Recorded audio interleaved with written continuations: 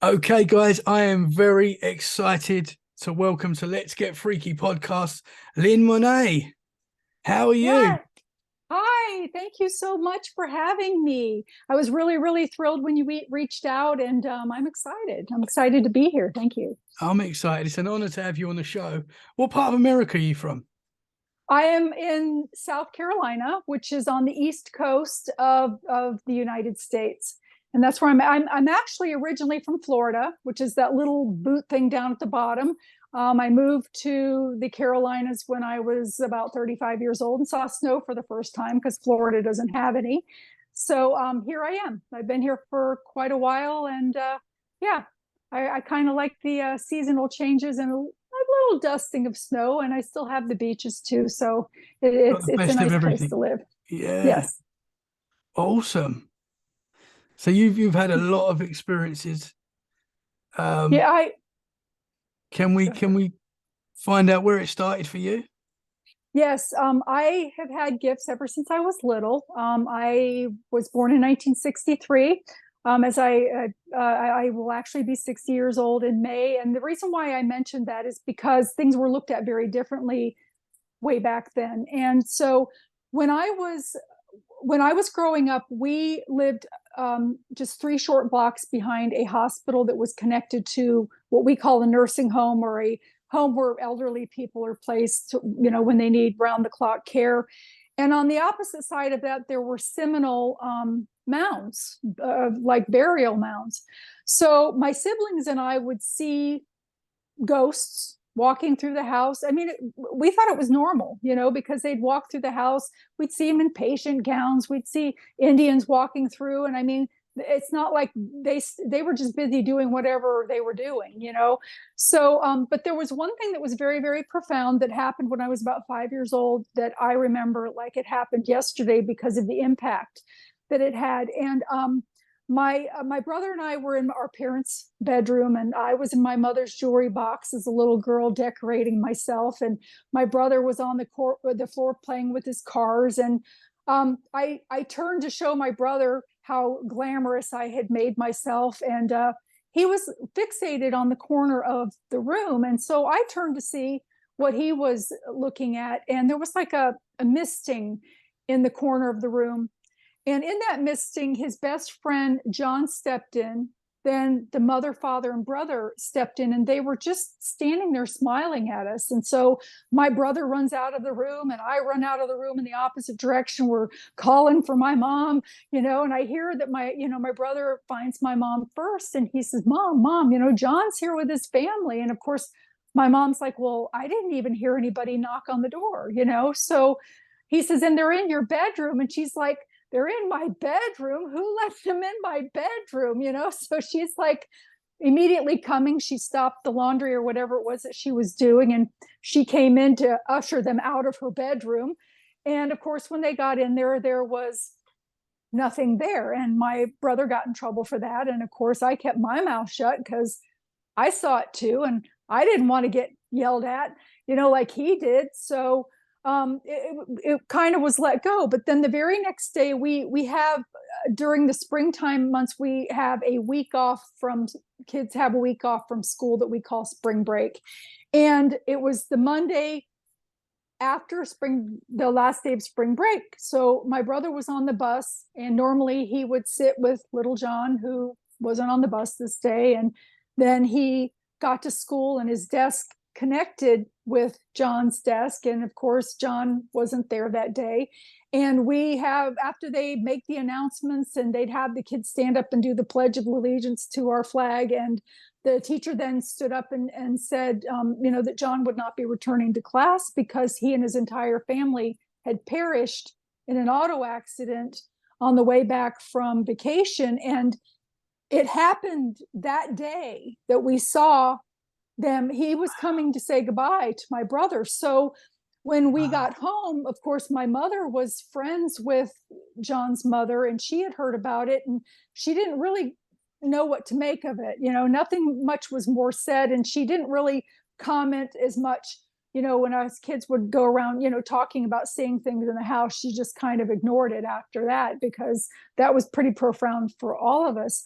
But the thing is that, back in those days, you didn't talk about stuff like that because you didn't want that information getting out in the neighborhood, or in the church or something like that, because you would be labeled the weirdos. And you would literally, in the 60s, you would have men in white coats come and pick you up and take you and have a lobotomy done. They'd put you on medication and say that you were crazy. And of course the neighbors would avoid you. So we kind of just kept it within the household. And when I turned 10, I had been raised Presbyterian, which is a form of Christianity, until I was 10. And then my mother took a jaunt with a religious group called the Jehovah's Witnesses, which is similar to a cult here. But it's a whole book in itself, and I'm not even going to go there because it was a terrible experience. But when I was 10 years old, I was still seeing things. So my mother took me in front of the elders, which are similar to like a priest or a minister, or the people that are the heads of the church that make the decisions and things like that. And at 10 years old, I'm standing there with all of these men looking at me. I am scared to death. They're telling me that I'm possessed. They're telling me that what I'm seeing is demons, and that I'm going to die and Armageddon, and I'm not going to come back, and all of these things as a 10-year-old that just horrified me. And I didn't have, even with my mother, she was adamant about me, whatever disciplinary measure they wanted to take, she was going to honor that. So I didn't even have her to comfort me with that fear in that, because of the way that religion was. So I became afraid of my gifts, and I stopped. I still would see things, but I would run out of the room just as fast as anybody else. Oh, that's a demon. Even if it was something like my great grandmother or somebody that I recognized, man, I was out of there. So I would ignore the things. And even though I would see things, I would not mention them at all. I would just avoid them. So coming forward, it got kind of away from the religion. I had gotten married and divorced, and I had 2 little kids. I was a single mom. And I was recovering financially from a devastating divorce financially. And I had to move in temporary housing for a while I rebuilt my credit in order to be able to buy a house. And I had gotten a realtor, and, she took me around for almost a year looking for places. But because I was a single mother, I couldn't afford a lot.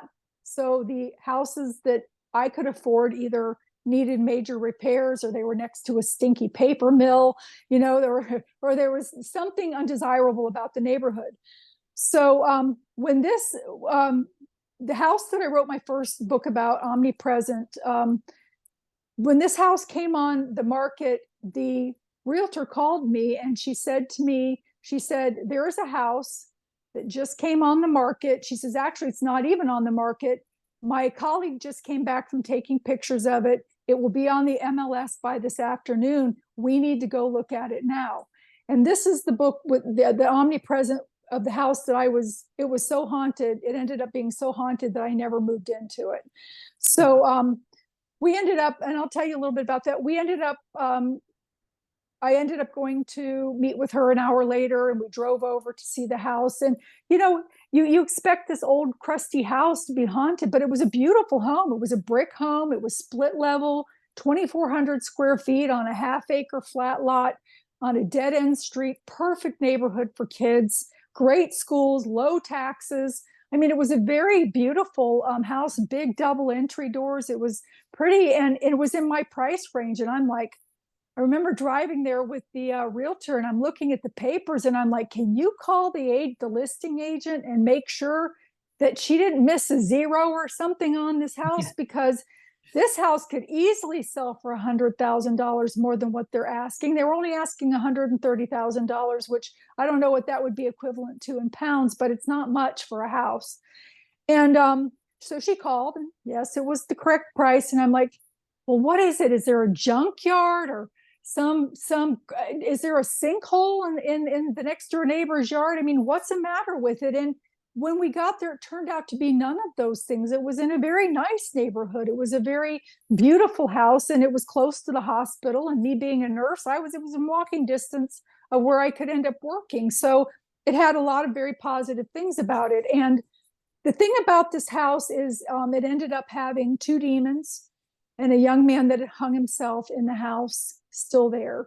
And the young man that had hung himself in the house was verified by the next door neighbor, which I'll tell you a little bit more about that in a minute. But the two demons manipulated the locks on the doors, would run the stairwells and the hallways. And so when we got there, we were trying to use the keys that were left to get in to see the house, and the key wouldn't go in.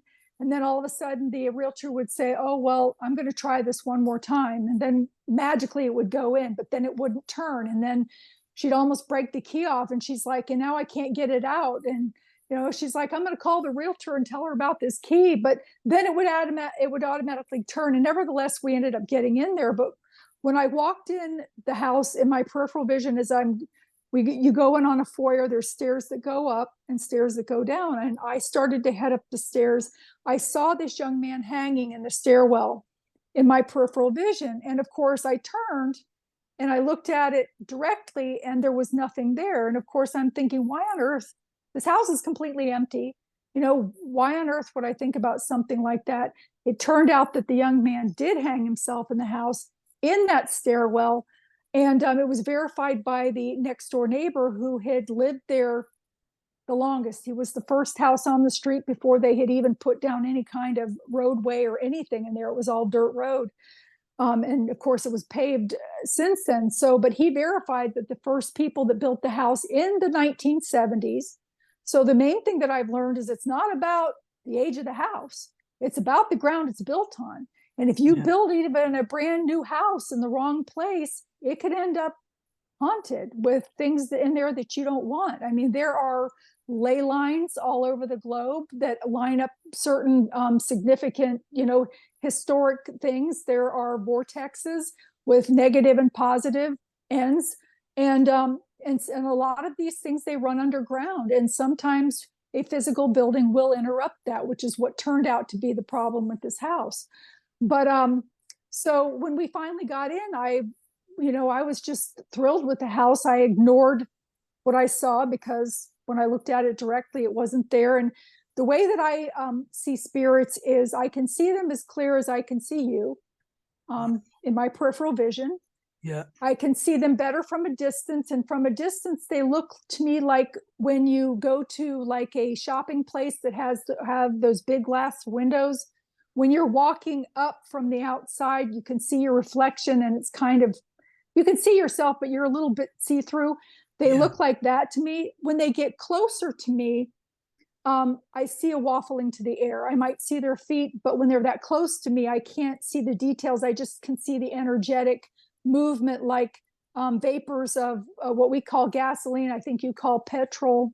They're the vapors that it leaves in the air, like hot fumes off of a road.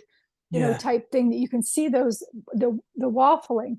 So, I was so thrilled with this house. I couldn't imagine, as a single mother being able to provide something so grand for my children. And I asked her, I said, well, can we come back and look? And of course, little things happened to the house that if I had not been molded by traditional religion and my fear, I would have been paying attention to. And I wasn't paying attention because to me, in my world at that point in time, that wasn't real. That those things don't exist. So she agreed to meet me there later on that afternoon. And I came back with my kids because I wanted them to see it. And when we returned, the house had been placed on the MLS, and there were a whole stack of cards from other realtors that had brought people there that day. And I knew that I had to make an offer. So my kids, they're excited in the car, Mommy, when are we going to get there? And we pull into the yard, and they're like running through the yard. Oh, I love this house, type thing. And then we went in, and everything was fine on the upper floor. They were picking out their bedrooms, but there was one bedroom that was kind of small. And of course, nobody wanted the small bedroom. So there was an area downstairs that was a very large 13 by 15-foot room, as well as a family room with a totally stone wall and a fireplace and a 3-car garage downstairs. And my children came up to me and asked me if they could go down there and, look around. And I'm like, well, of course you can. And they were back up in like 5 minutes. And my daughter at the time, she was a teenager, early teens. And she had said to me, she said, Mommy, I don't want to move here. I don't want to live in this house. And of course, I'm embarrassed because here's the realtor right here that's been dragging me around for a year. And now my teenager's saying that she doesn't want to move here. And of course, I just assumed that she realized that we were going to be moving away from her friends and stuff, and didn't realize that they were still only like 20 minutes away. So I asked her, I said, what did you say? And she said, there is something about this house that I don't like, and I don't want to move here. And I should have listened, and I didn't. And I kind of got a little bit perturbed with her. And I said, well, that's not a decision for you to make. How could you not like this house? We're living in a house that could fit 4 times in this house. And, with no yard, and now we this big yard, how could you not, want to? So I ended up making the bid. The time I said a little prayer, I'm like, if it's meant to be mine, it'll be mine. And lo and behold, of course, I got the call the next day that they'd accepted my offer. And there were a few things that I should have noticed, as red flags. Like there was a list of things that when I had a person come through to check the house that needed to be repaired, including changing a stupid light bulb in the attic. And I said that I wanted it all done, and if they were to say no, it would give me an out to get out of the house, and not have to, follow through. And they fixed everything. They wanted to make sure that went through. Yeah. The ironic thing was too, is with that house, I was told that they had moved because of their jobs, and that they had moved a distance away, and that the house was move-in ready. All of that turned out not to be true. At the closing, they were a couple hours late, and it turned out that they were only living 20 minutes away with the wife's parents. So none of that was true. But I was so thrilled to have that opportunity, and I didn't want to pry because it was none of my business. I was just glad to be able to get the house. But the thing is that I had purchased the house in March, and I'll kind of move forward on this in a minute too. And the children didn't get out of school until June. I didn't want to transfer them to a new school, so I commuted and let them finish in their old school. And I decided to do some renovations in the house and move in the summertime to let them meet kids in the neighborhood and start in their new school at the beginning of the year. And so I started having workers coming to the house, and one by one, they don't come back. So I had literally the carpet was an off-white color. And I'm like, even though it's in good condition, with 2 kids and a dog, there is no way. Yeah. I want wood, I was putting wooden flooring in the house. So I was pulling up the carpet. Let me just back up a little bit. The first day that we went in after I had closed on the house, the entities that were in the home, they have an intelligence about them, and they had already learned my children's names, how to mimic our voices, and that I was the mommy lady. So yes, I kid you not. And so the very first night that we went there, I took over, I was going to make tacos or something. And I'm in the kitchen cooking, and my daughter comes into the kitchen and she says, Mommy, what did you want? I didn't call you. She says, yes, you did. She says, you called me twice. She said, you called me and I said I would be there in a minute, and then you called me again. What did you want? I said, I heard you saying that you were coming, but I thought you were talking to your brother. I didn't call you. And she says, yes, you did. I said, listen, I swear on my life I didn't call you. And she came back, I swear on my life you did. And then my son comes, and he's peering in from underneath her arm in that doorway, and he says, Mommy, I heard you too. I heard you call her. So I tried to rationalize it. And I said, well, her name is Brittany. My kids, those are their real names in the book. It's a popular name in the United States. There might be another girl that is named Brittany that lives on the street. Maybe her mother was outside calling her Brittany to come home and eat dinner. It is supper time, you know. And I'm sure that you'll meet this person and make good friends. So of course they were happy with that. And they immediately went outside together to try to attract children in the neighborhood after dinner.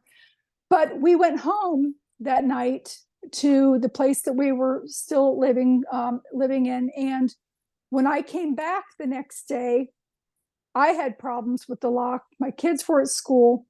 And when I went upstairs to put my purse on the counter in the kitchen, I noticed that the light was on inside of the oven, and the awning over the exhaust over the oven was turned on. And I thought, well, you know, maybe one of the kids ran back in. But then when I started going through the house, every single light in that house was turned on, every single one. So I thought, you know, maybe somebody had been entrusted with a key. These people had moved out. The house had been sitting there for 6 months with nobody in it before they put it up for sale. And I thought, well, maybe a neighbor has a spare key that they could come and check on the house and keep an eye on the house for the, you know, the people that sold it to me. So I went across the street and introduced myself and found out that nobody had a key. And then things continued to happen, and which I'm going to skip over some of it. And things really started to amp up when we spent the 2 nights there that we did. The first night, my daughter had a friend come over and do a sleepover, and she got up during the night to go get some cookies out of the kitchen. And she was so frightened that they woke me up at 2:00 in the morning, and she wanted to go home. And how many 13-year-olds do you know that want to go home at a sleepover? Yeah, you know, they don't. No. Yeah, they want to, you know, they want to stay and hang out.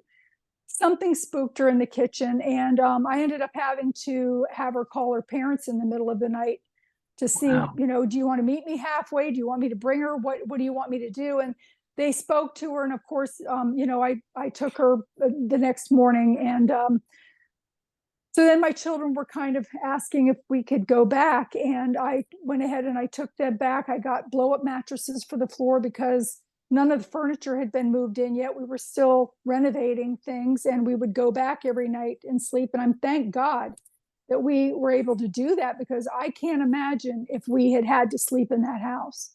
So the night that we did spend the night, we took our dog, and our dog was a little schnauzer, and she would not go in that house. She balked at the door so hard that her collar came over her head. So I thought maybe she had to go to the bathroom. So I put her outside on a tree with a lead and the kids. And when I went to go get her after that, I literally had to carry her into the house. And then she ran darting all around the house looking for an exit. She wanted out of that house. So there was an incident that happened downstairs with my kids with the dog that they told me about a month later, when I finally couldn't deny anymore that there were issues. And that particular day, my dog is in the doorway of the kitchen now, and she's shaking. And I'm thinking, oh, well, maybe she's cold. So I went and got some towels, because that's all that I had, to make a little bed for her and wrap her up. And she would not take her eyes off of me until you know, we went to go to sleep. But what had happened is that particular day, I had already started a lot of work on the house, but nothing was finished. And I wanted to decorate something so I could go into one room and have it be finished. So I chose to do the master bathroom in the house. And I figured, you know, it's small, you know, I can knock it out and paint the ceiling, put some nice fresh white paint on, and paint the walls. And then tomorrow I can decorate it when everything's dry. So my kids drug the mattresses into the master bedroom, and they have a TV. They're watching a movie in between, and I'm in the bathroom painting the bathroom. And when I come out, you know, they're sleeping. And so I hear my dog growling. And I thought, well, you know, we have the windows open. Where we were living before, you know, you don't have windows open when you're living in a mobile home park, because that's not a luxury, that's an invitation. So you can't have that. And here we are on the second floor, and all this beautiful fresh air is coming in. I thought, well, maybe she hears a raccoon, you know, or something outside. So I took her outside, and again, I had to carry her back in the house, and she, you know, darts down the hallway to lay down between the kids. That night when I went to clean my paintbrushes in the kitchen was when I actually saw a demon coming up the stairwell in front of me. I kid you not. And I'm standing there frozen. It came up swiftly from the lower floors. It went across the double entry doors, up the ascending stairs right in front of me, and shot down the hallway to the bedroom. And I'm standing there. I'm like, okay, this isn't real. This isn't real. This isn't real. You know, I'm seeing things, maybe the paint fumes. I haven't eaten in a while. Maybe my blood sugar's low. I'm tired. It's almost, 11 o'clock or midnight. I'm rationalizing it. Maybe a motorcycle went under a street light and that reflection, but it would have been impossible to have had it come up that way. But then I hear my dog growling again. And I thought, I went down there because I didn't want her to wake the kids. It kind of snapped me out of my confusion at that moment, trying to rationalize what that thing was. I'll be happy to tell you what it looked like if you want to know. Yeah, I'd love to know. Yeah. Okay. It stood on its haunches. I am 5'9". This thing on its haunches came up to about 5'7". I don't know what that is. I know you guys do metric system, but when it was swiftly coming up, it was almost wolf-like in appearance. It was up on its haunches, so the feet were vibrating so fast underneath it. It was moving so fast that it just looked like a flutter. And as it came up the stairs, it had an elongated face that narrowed at the end, and it had large nose holes like a horse. So the nose holes almost took up the whole end of the face, and the brown, it was like a dull brown color. Just the skin, if, for lack of a better word, if that's even what you want to call it, just kind of hung over the bones. It had rabbit ears not on the top, but on each side of its head, and they were turned backwards, grazing over the shoulders because it was kind of hunched with its arms in front as it shot down. We have a service here with the florist that we call the FTD man that delivers flowers, and he has those wing things on each side of his head. So it looked kind of like that, but they were long, like rabbit ears that grazed over its shoulders. And it was not from this earth. It was not from this earth. I have never, ever seen anything like that. I don't ever want to see anything again. And I did see it more than once in the house. Wow. So I go down to see what the dog's growling at. I wanted to get the dog to settle in so that it doesn't wake up the kids. And so finally I go in and of course there's nothing there. I go in, I take my shower, and I lay down, with the kids. And that night before the children had gone to bed, my son had taken his bath, and he had this little shorts and matching shirt pajamas of whatever character, Bob the Builder or Thomas Engine or whatever it is that it was his favorite at the time. He was like 7 years old. And that next morning when he woke up, and I'll just say my daughter first. When my daughter woke up, I asked her, I said, well, how did you sleep? And she said, I didn't. She said, I felt like something was standing in the doorway staring at us all night long. And my son woke up, and I would fight God for my children. I don't know what parent, if God came in and said, I'm going to take your kid, would let it go peacefully. I'm sorry, we would have to, we got to talk about that. I would fight God for my children. I 100%. Swear on my children's lives, what I'm telling you, and you can believe it or not, whoever's listening, my son woke up, he had bite marks on his legs. Bite marks in 3 different places on his legs. They were purple. You could count the teeth. They looked like dog bite marks, but they were smaller than my Schnauzer dog would have made, and she wasn't prone to biting anyway. Yeah. But they were larger than, like, say, a rat or something would make. It was larger than that. It would be like the size of maybe like a Chihuahua bite, a little bit bigger than like a Chihuahua bite kind of thing, because the upper, the lower were there, and literally, like I said, you could count the teeth. And I remember my son getting up, and I said to him, I said, Austin, you've got bite marks on your legs. What happened? And he's looking down, he's touching on him. He's kind of curious about him. And he says, I don't know. So whatever it was, it attacked him during the night while he was sleeping, and he wasn't aware of it. But when he woke up the next morning, the evidence was on his legs. Yeah. So, So, I mean, things started like that. I actually left the house and stayed away for a while, trying to rationalize things, and then finally got up the nerve to go back. But and after I went back, some of the other things that happened, I couldn't deny. I had a friend of mine who came with me back to the house because of well, let me back up and just say this. I had 3 workers that were coming into the house at that time. The first one told me that he was between jobs. So when he disappeared, okay, you've had, your construction job going back. The second one left his tools. And we have DeWalt tools here. They're expensive. Yes. Yeah. And he left them behind. And when I came over, the wooden flooring hadn't been laid, and I was getting ready to have my furniture moved in. I needed the flooring to be done.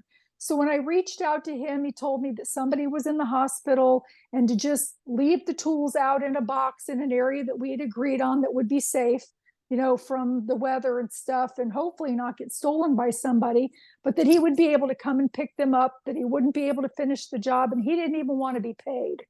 He never came back for those tools, ever. And I waited about 2 weeks, and I'm like, I tried to call him again and his phone was disconnected. So I ended up getting free tools. But the third person that was trying to repair things on the house was a friend of mine's cousin. So I actually got to find out what had happened in the house that day with him. And when he was in there one day, I was in the hallway painting, and he was in my son's bedroom, just on the opposite side of the wall, putting in the wooden flooring in my son's bedroom. And out of my peripheral vision, I see this man walking up the stairs from the foyer to the main level. And he was so real that I turned to him. I said, "Did you knock?" I thought it was some disoriented person, or maybe somebody that knocked and I didn't hear him because the radio was playing, So he was a young man with brown hair parted down the middle. He had on blue jeans.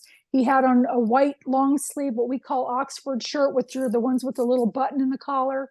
Yeah. And he had a very ruddy complexion, like maybe he had acne really bad because it was kind of red on his face. And when I turned and said, "Did you knock?" Then there was nothing there. So I realized at that time, because I could see that waffling, that it was a ghost that was there. And the guy that was there working, my friend's cousin, thought that I was talking to him. And he says, "No, I might have dropped something." He thought I was saying it to him. But that particular day, I ended up leaving and going to pick up my kids at school. And I get a call while I'm in the car line at school picking up my kids. And it's him. And he's saying, "I have to leave. I have to leave right now. There is something weird about this house that I've never experienced before, and I have to leave." And so I'm like, "Well, what's up? What's wrong? Is everything okay?" And the line dropped. And it took me about a half an hour to get a hold of him again. And he said to me, I said, "What happened?" And he's like, "Oh, nothing, but I'd just rather be there when you're there."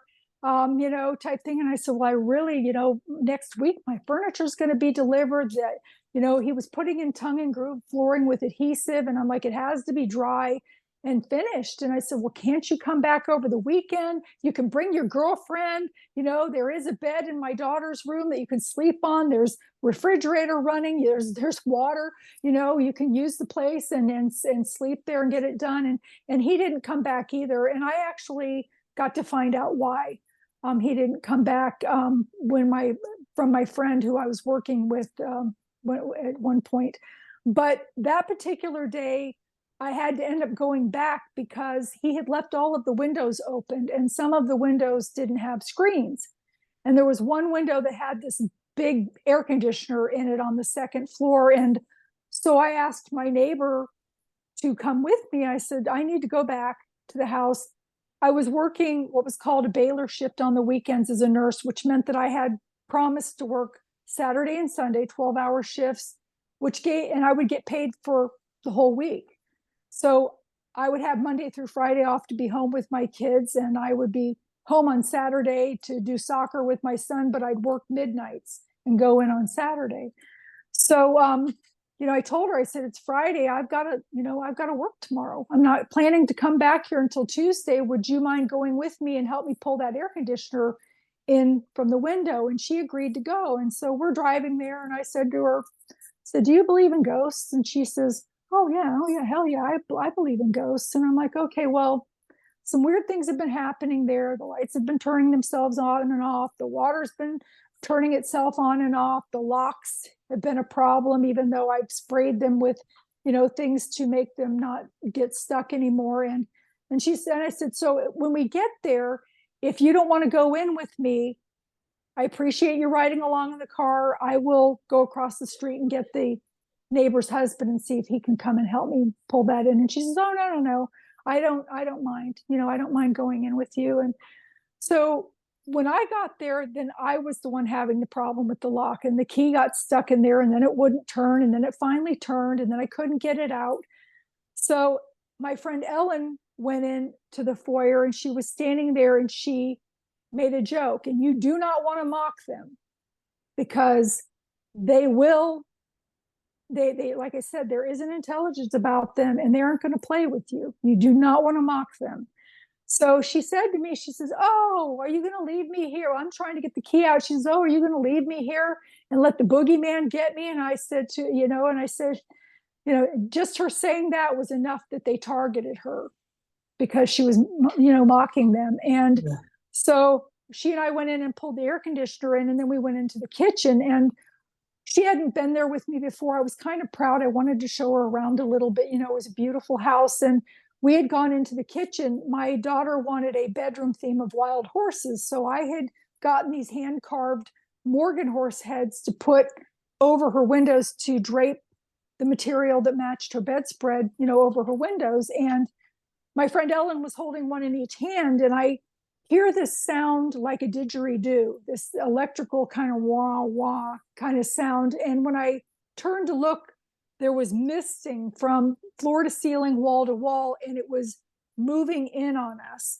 And I didn't say anything about the didgeridoo sound, and her back was to this fog like thing moving in on us. And she said, "What's that sound?" And I'm like, "Can you hear that?" And she said, "Yes." And I said, "Well, do you remember I told you about the ghost?" I said, "Here, let's go ahead and put these back, and we'll go ahead and leave." And before she could even put the horse heads on the counter, she started screaming.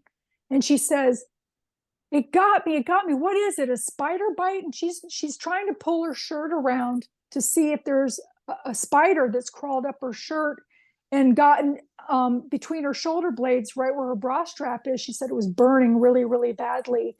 And she was a big woman, she wouldn't be, she even had to have help connecting her bra by her boyfriend in the mornings because she couldn't reach. So I lifted up her shirt and back to see if there was a spider there. And she had a 4-inch claw mark between her shoulder blades underneath her bra strap. And Wow. being a nurse, yes, I kid you not, you can't make this stuff up. I'm telling you. And, people can believe it or not, but this does happen. Being a nurse, also wound care expert, licensed that way. The way that the wound is it was like a cat scratch, like a single cat scratch, and it was just beating blood, and it had that swelling effect, like that little ridge that kind of stands up when you get a scratch.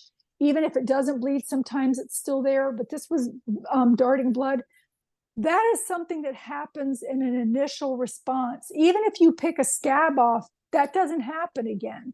Yeah. So I knew that it was a fresh scratch. And I said, "Ellen, what happened?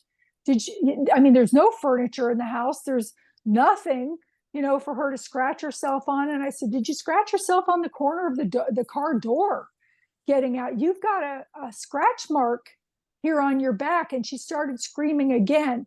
She says, "It got me again. It got me again." And she had another 2.5-inch claw mark on her stomach below her belly button.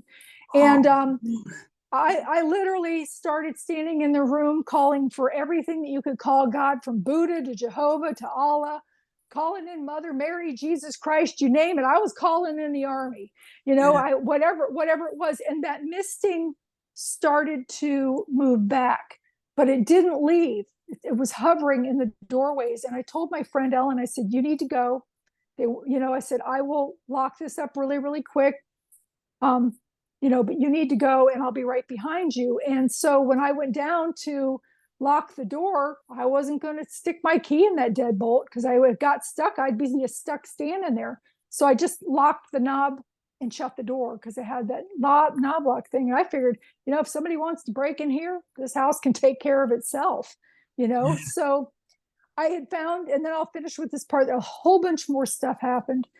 But I had asked my friend at work, I said, when you talk to Bobby, will you ask him what happened to spook him in the house? Because I can't keep workers here.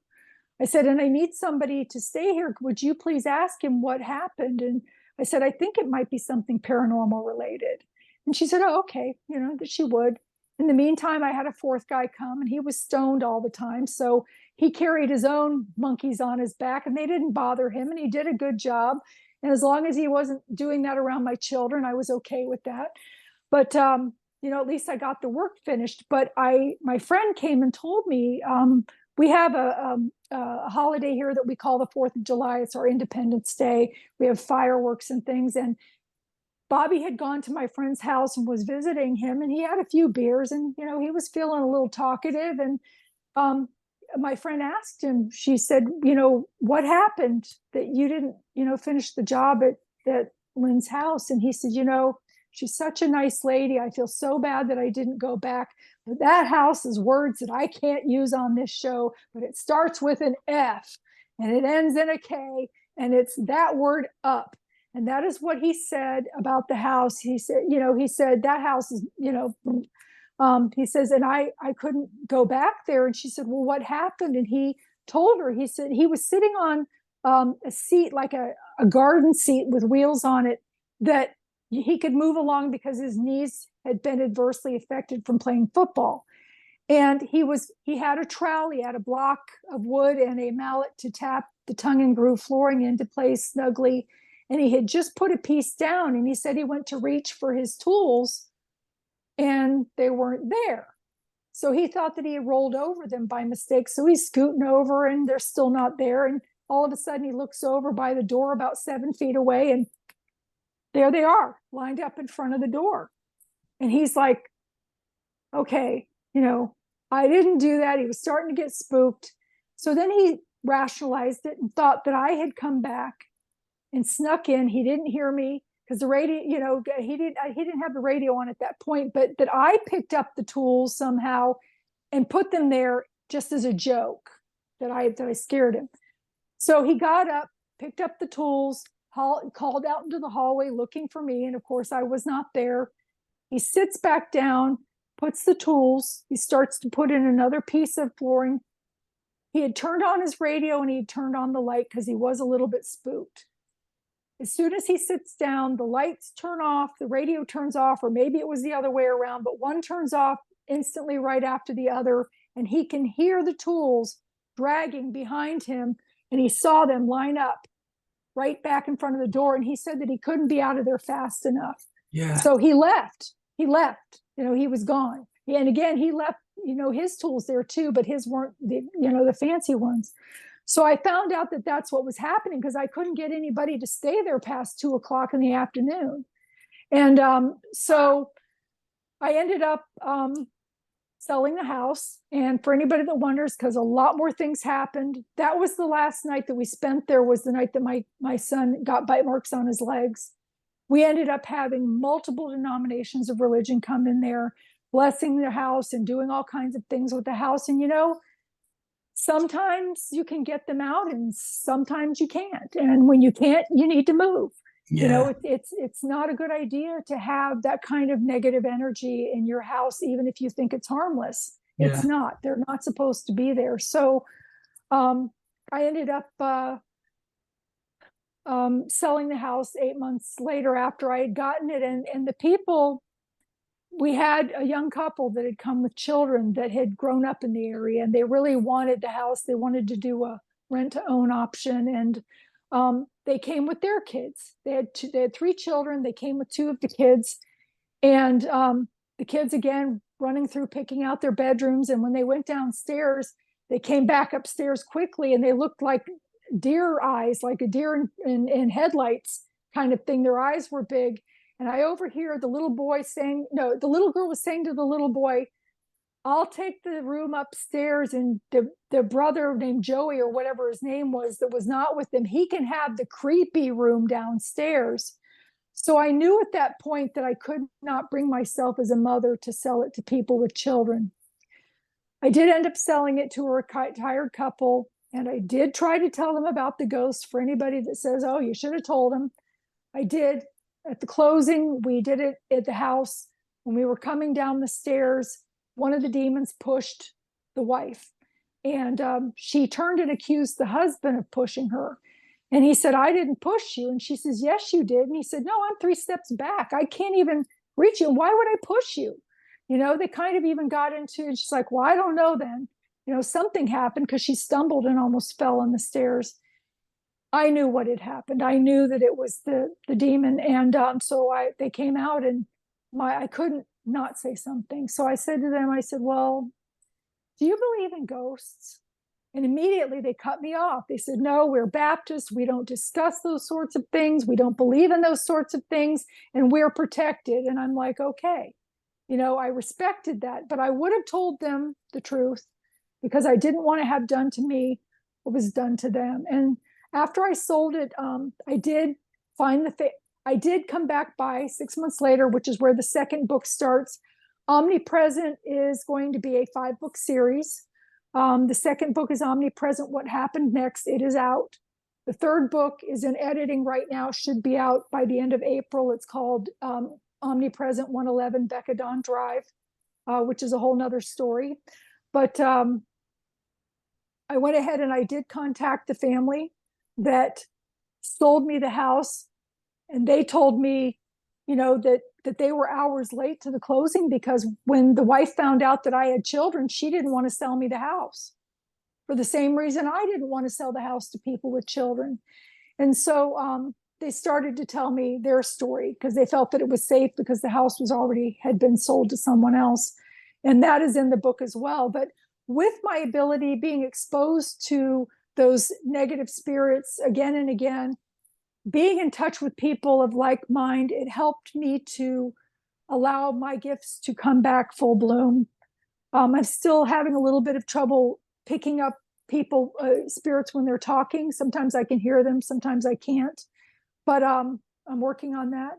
But the thing is that with that being said, I had gone back to further my degree as a nurse, and I had been placed in a psychiatric class, which you have to take, and you have to go through facilities that have psychiatric patients in them. And with my abilities, I was able to identify attachments on people, the addiction, the Archon type addictions on people with addictions, and also the attachments on people with schizophrenia.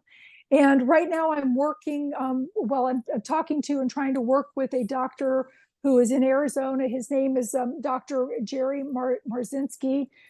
He is a psychiatrist that works with people with schizophrenia without using medication, and has learned that the voices are not in their head.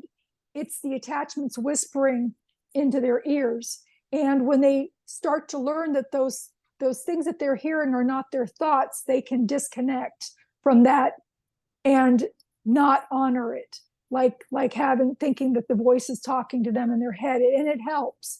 But so anyway, just a little story with that. I had gone to one of the facilities, and this was very profound for me, because this was my first time seeing the attachments on people in that setting, because they were everywhere. You know, they were there because we had all of these people with mental health and addiction issues in there, that were walking around with these things on them. So I had gone with eight students and a teacher, and we had gone to the intake area, and there were a lot of violent, combative patients in there. We actually had to sign papers not to sue the hospital if somebody hit us in the head with something. And there was this young girl that came up to us standing in a group. The teacher had gone to the nurse's station to get assignments for us so we could have patients. And this young woman came up and she pointed at me and she said, "You can help me. I know you can." And of course, I'm kind of like, oh my God, I hope she's not talking to me. I'm kind of looking over my shoulder. I didn't want to be Lynn the weirdo. I wanted to be Lynn the nurse that day, the student, and they're just like all the rest of the student nurses. And lo and behold, she was talking to me, but the teacher came up and heard her trying to make communication. And she said, do not make eye contact. And she ushered us out of the room. Well, I was then put back into that area with one other nurse. And the nurse and I, we were sitting at the picnic tables. They had picnic tables that were bolted to the floor. And we were doing our charting. And the young woman comes up. She was probably or maybe 20, 21 years old. She was pretty young. And she had this shirt with very, very thin spaghetti straps on. So you could see her skin clearly, her chest, the skin on her back type thing. And she sat down next to us, and I'm looking at her and I'm like, this girl's got scratches all over her. These are claw marks everywhere. She had them coming out of her ear. She had one coming out of her nose. She was covered in them. And there's no way, some of the ones in the position on her back, there's no way, unless she was a contortionist, that she could even reach that part at that angle to make it. And I recognized these claw marks because it was the same claw marks that I had witnessed on my friend in the kitchen of that house. So I knew exactly what it was. And I'm like, oh my God, and she even went on to say that there was one that had a very long fingernail that was scratching her on the inside of her female parts. And the facility was blaming these claw marks, saying that they were self-inflicted. And they weren't self-inflicted. But they don't have any other reason for them happening, so they blame it on the patient. Yeah. So the patient had gotten up. She was called away to meet with her therapist, and when she got up to walk away, she had it looked to me like a standard size pillowcase over each shoulder, like Santa Claus. And they were like clear, but they were as big as a pillowcase if you wadded at the top. And inside of that, there were all of these misshapen, they looked like potatoes, but they were heads. Some of them were inverted, so the eyes were on the bottom, and they kind of clustered together like grapes, on the thing, because they were in what looked like this bag thing, or maybe because of the way they were clustered. And when she got up to walk away, she was talking about hearing 25 voices. And I'm like, oh my God, she really is hearing 25 voices. She's got attachments on her back. And a little while later, she came back from her therapy, and I went and knocked on her door frame, and she invited me in, and I said, listen, you're not hearing voices, 25 voices, you've got attachments on your back. I said, now I'm telling you this. If you tell anybody that I told you this, they're going to think you're crazy, and they're not going to believe you. I said, but what I'm telling, and not only that, they'll keep you here longer because they're going to think you're crazy. I said, I don't think that you're crazy. I think that you have attachments on your back that you need to, when you get out of here, you need to go and find someone to help you with. And that particular day, when you're removing something like that off of somebody, you have to prepare for that, because they can attach to you and you end up taking them home, which is not something that you want to do. So, and that day I was a little bit tired. My mother was living with me. She was dying of cancer at the time. I was going through a divorce. So I had a lot of personal things going on that I didn't feel grounded enough. And not only this, it was a big job. I didn't want to do it by myself. I wanted to have some help there too. So we were in the room, and she turned her back to me, and something just overwhelming came over me. And the way that they were attached at her shoulders was at the top, and it came around the back and hooked up into her inside of her armpit. And that's how they were hanging. And they looked like horns. The consistency of horns, like they might even be hollow. They were a little bit twisted, or like a dog's fingernail or something, but they were a little bit thicker, more like horns, and they were attached. And something just told me to just stick my fingers and lift them up. And so I did. And they came off really, really easy. But the things, as soon as I lifted them away from her, all of them started to separate, and they started to fall onto the floor, trying to roll away. And of course, I'm trying to step on them, stomp them into the ground. A few of them did roll away. And she turned around and she looked at me and she says, "What did you do?" It felt like somebody was pulling grass off my back. She didn't know that I was removing those things off of her, but she felt something being pulled off of her energetically. Yeah. So I told her, I said, "Look," I said, this is a temporary fix. I said, "I got some of them off of you. I can see where there are some clustered around your bed. Some of them rolled off. They can reattach to you." I said, "But when you get out of here, you need to go and find someone that can clear these off of you completely and help you. Please, do that." And so lo and behold, about a year later, I'm in a store that we have here called Walmart. I think Walmart's all over the world. Yeah. And I was in there and I was looking at candles on a lower level on a shelf. So I'm squatting down and I'm looking at these candles, and there are these two women in the distance, and they're looking at me and they're whispering, and I'm like, "Oh my God, do I have toilet paper stuck to my shoe, or is my butt crack showing? Is my zipper down?" I thought it was something, I'm like, what are they, they keep looking and whispering. And I finally hear one of the girls say, "I know that's her. I'm going to go over," she starts walking towards me, and I stood up and I'm looking in her face, and it does look familiar to me, but I can't place her face because she looked so different. I mean, when I saw her, she had a bush, very, very short, like this much hair on her head. She was a little bit fuller, more curvy, a little bit chunky. I kid you not. She was looking at me. She had lost weight. She had a beautiful blonde bob haircut. She had on makeup. And I'm like, "Gosh, you look familiar, but I just don't." She says, "You're the nurse. You're the nurse that helped me." And then it just hit me. And I'm like, "Oh my God."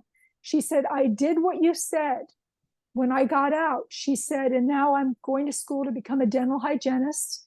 She says, "I'm in, my first year of college for that." She said, "And I'm off all of my schizophrenic medication, and I'm just taking something for mild anxiety." So Wow. she did and it helped her. So all of the schizophrenic symptoms went away. And as I was in that rotation, I started looking at other people, and I could pick out, for the most part, some of them with addictions, which I was telling you before, at the beginning of the show, before we turned on the recorder, that there is a certain type of what I call archon that attaches to people with addiction, and they carry on your back like a little backpack, and the head kind of comes up over your shoulder here and can peek over each side, which is something else I didn't mention to you with that part. And they kind of are whispering, encouraging that addiction, because they feed off of the negativity and the sorrow that it creates, not only for the person but for the entire family, and the rippling effect that it creates, and they feed off that negativity. And of course, they don't like to leave their perch when they got a good thing going.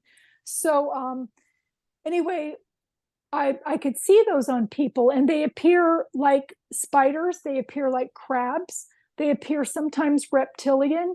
When they're reptilian, they have kind of a back, kind of like an alligator. Sometimes they have a tail that coils at the hip, or they won't have a tail at all and they'll have a human butt. And that's on the reptilian one only, that it can either be that tail or that butt. But the thing that's very, very distinct about them is they have small heads in comparison to their body, type thing. And the only way that I know how to describe it is like a baby's born with a big head and a little body. In comparison, these are just the opposite. The head is small, and the bodies are larger, like I said, like backpacks. The head is not part of that backpack. It kind of comes up over each side. They connect at the shoulders and they connect at the hips. They have 4 digits on their feet and hands, almost like frog kind of things. They attach on people, and that's why it's so hard for people with addiction to get away with addiction. But they can only be removed by ceasing the addiction, by stopping the addiction. However, the sad part is once you've invited one of those into your life by having an addiction, they never leave. They will get off your back, but they always hover in your home and they follow you. waiting for that opportunity for you to slip up with that addiction and start using the substance again so that they can reattach. And I think that if people could understand that this is what is happening, and if they could understand that this creepy thing is literally sucking the life out of them by encouraging them to maintain this addiction, it's not just the craving. The craving is because they're influencing that. It's that you're fighting for your life against this creature, to have it, be out of your life. But even until you pass away, it will still follow. It will follow you, waiting for that moment to reattach. So you have to completely, get off the booze. If you have I'm not talking about people that can have a glass of wine, with their dinner and stop at that, or maybe a beer or two on the weekend, and not every weekend, and stop at that. I'm talking about the person that has to do the 6-pack every night and the whole bottle of wine every night or two. The people that are, smoking, a pack of cigarettes a day or whatever. And cigarettes aren't good for you anyway, but these addictive things that they, this is why people have even addictions to chocolate and food and things like that, because these things attach on them, creating misery and chaos in their life, where they can't hold a job, or they don't feel good, or they're constantly fighting with their spouse and kids and stuff like that. And they're missing out on a lot of good things in life too, because they're high all the time. So, they can't remember important moments. But so I was also able to see these. The third book that I wrote, and that book is Omnipresent, What Happened Next. So there's Omnipresent, What Happened Next. There will be 5 books in the series. The third one that's coming out is 111 Becca Dawn Drive. It will be my 5th book that I've written in total, but it's not the 5th book of the series. It's the 3rd book, and it's actually about a ghost in a townhouse complex where there were 10 townhouses paralleling each other, connected to each other, that a ghost was going from house to house, pulling down women's underwear during the nighttime. So, yeah, I kid you not. I've got a picture of this ghost. I'll be happy to send it to you. Oh yeah, that'd be awesome. Yeah. You can see him, and he's naked. I've never seen a naked ghost. And he has his hands in front of his Johnson. So he's appropriate for viewing, because he's modest. Did you take that picture? Did you take that picture? I did take, yes, I took the picture myself. And people can, oh, well, it's been photoshopped. I don't even know how to do that. What is that? Photoshop? No, I took the picture myself. And I will be happy to share that with you. I even have one that's outlined so you know exactly where to look, and you will see him. I haven't met anybody yet in this picture that can't see him. And it was during the daytime. Can I share that on social media? Oh, yeah. Sure you can. Yeah, I'll give you, absolutely. Thank you very much. So this whole story is written about this ghost and a couple of other ghosts that were in that house, because there was a vortex in that house. And I was actually living there briefly myself, and that's a whole story. But I was able to clear my section and put parameters on it that would block them from getting into my place. But they were in everybody else's house, bothering women. And I mean, one after the other. And we all finally started talking about it in the parking lot, and finally even had a meeting in the parking lot and had everybody come together. And everybody started telling their stories, about the tapping next to the bed, and about, feeling something crawl in the bed. One lady even one night thought it was her husband getting amorous. So she's she feels this thing next to her in bed, and she's starting to kind of get in the mood too, because she's thinking it's her husband. And then when she rolls over, he starts snoring, and she gets mad at him because she's like, why were you doing all that to me? And now you're sleeping. And he's like, what? I didn't touch you. What are you talking about? And it was because that thing had crawled in bed with her and was doing that. I kid you not. It was awful. And one woman was finding her underwear almost down around her ankles. She actually had secretions. She said that it was like somebody had actually had sex with her and left evidence of it, type thing. And she was there by herself, type thing. I mean, it was bad. It was the whole place, the whole building was haunted. But that's what 111 Becca Dawn Drive is out. Becca Dawn Drive is, and that's coming out the end of next month, in April. So in between that, I have the two books. I wrote a book called Colors of Heaven, Beginnings Never End. And this is a beautiful story. There's the dark with paranormal. There's the light with paranormal. This is a beautiful story about the act of dying, death itself, and afterlife. And because of my experiences in that house and becoming used to seeing these ghosts over and over, these demons in the house, I got used to seeing what spirits looked like again with that waffling and things like that. But I was able to see my mother when she passed away come out of her body. And it was such a beautiful thing that I never grieved my mother's loss, because to me, first of all, she's not dead. She's still very much around me. And to see how joyful and happy she was with loved ones on the other side when she left. But also, I've been a nurse for 37 years. 17 years of that has been in end-of-life care. So I've seen a lot of people transition over. And people, it's not about what religion you are. I've seen atheists cross over. I've seen Jehovah's Witnesses cross over, Presbyterians, Buddhists, all of them cross over. The only thing that stops you from crossing over is yourself. You can choose at that time to remain earthbound. You don't have to. And a lot of times there are souls that do choose not to cross over because of maybe their religious beliefs. Maybe they are feeling that they're not worthy, or that they're going to be sent to hell, or they're going to, this, that, or the other thing.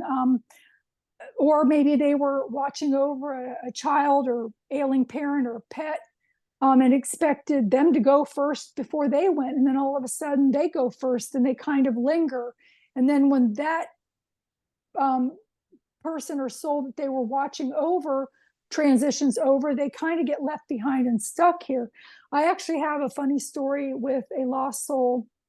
I was at work one night and I was in front of a patient's room that was actively passing. And a lot of times when people are passing, a lot of their loved ones come in to collect them from the other side. And some of those lost souls at that time, they become curious. So they will kind of come in to watch. And I'm in my med card. I'm at the front of this lady's room and I'm watching. And there's a sitting area with pillars. And I see this apparition of a man peeking around the corner at me. And I'm like, hi. And he's kind of looking over his shoulder because, I mean, the way that he was dressed, it looked like he was from the 1800s. He was dressed nicely. You could tell that he had money, not a large amount of money, like maybe upper middle class, because he had nice clothes on.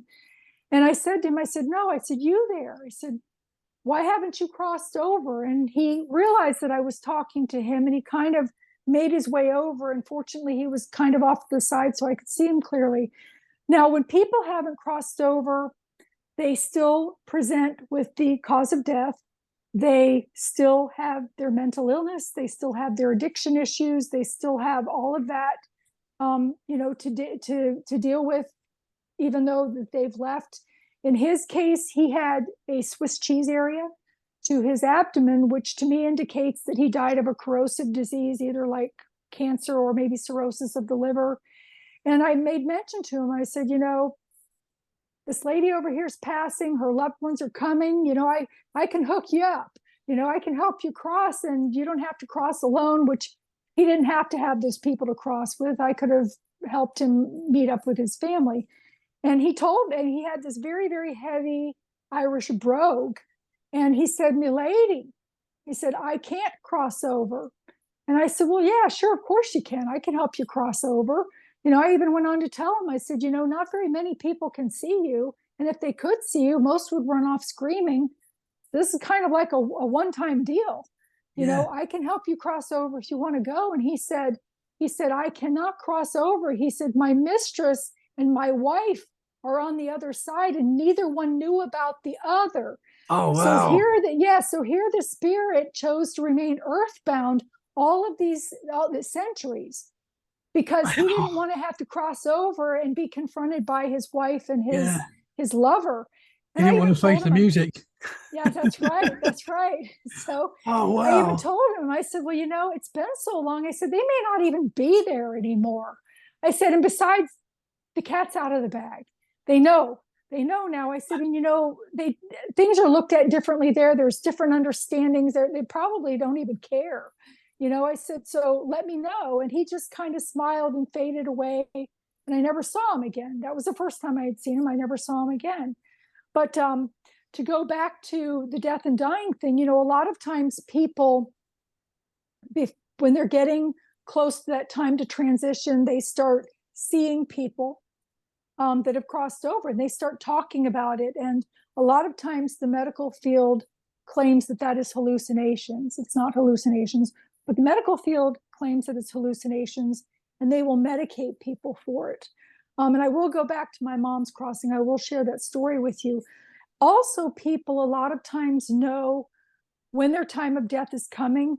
They'll even talk about it. My mother, for instance, she was wheeling around the facility that she was in, telling people, it was a hospice even. She was in hospice, and she was telling people, she was saying, oh, well, I'm going home tomorrow. And she was saying goodbye. And she even told one lady that's dog had passed away a couple of days before, that she would watch the dog for her until that lady could arrive on the other side to take the dog back. And yes, pets do cross over. You will see your pets. Don't be shocked if you see an elephant or some animal from somewhere else walking up to be petted by you, because it may be something from before that you had before you came here. So yes, they do come and greet you, usually in the second part of the meeting, because the people kind of come forward first, and then you kind of have that special time with your pets. So anyway, this happens. People will do that. In my nursing field, I have had lots of experiences to bring this home. I had a lady that was blind. She was totally blind. She had been blind for 10 years. I didn't know her that well. She'd only been on my unit for about 2 weeks, but her son and daughter come to the nurse's station, and they say, Mom's talking to people in the room that aren't there. I'm like, okay, I kind of knew what it was, but I'm like, okay, well, let me walk with you down there and see if she needs something to make her more comfortable. And when we walked in the room, she was sitting in an incline with, kind of propped up, and she was literally reaching into the sky like she was reaching for something very fragile and delicate, like snowflakes or so, and she was smiling. She was very, very joyful with whatever it was that she was reaching out for. And I asked her, I said, Edna, who's here? And she says, George. And her daughter turned as white as a sheet. She had to sit down. And she said, George is my father. My father's been dead for X amount of years. Wow. Yeah. And then Edna pipes up and she says, and he's glad that you're taking good care of Pixie. Pixie was her poodle. When her husband died, the son had to take possession of the poodle because Edna, being blind, couldn't care for it. Pixie was still very much alive. She was an old dog, but she was still very much alive and living with the son.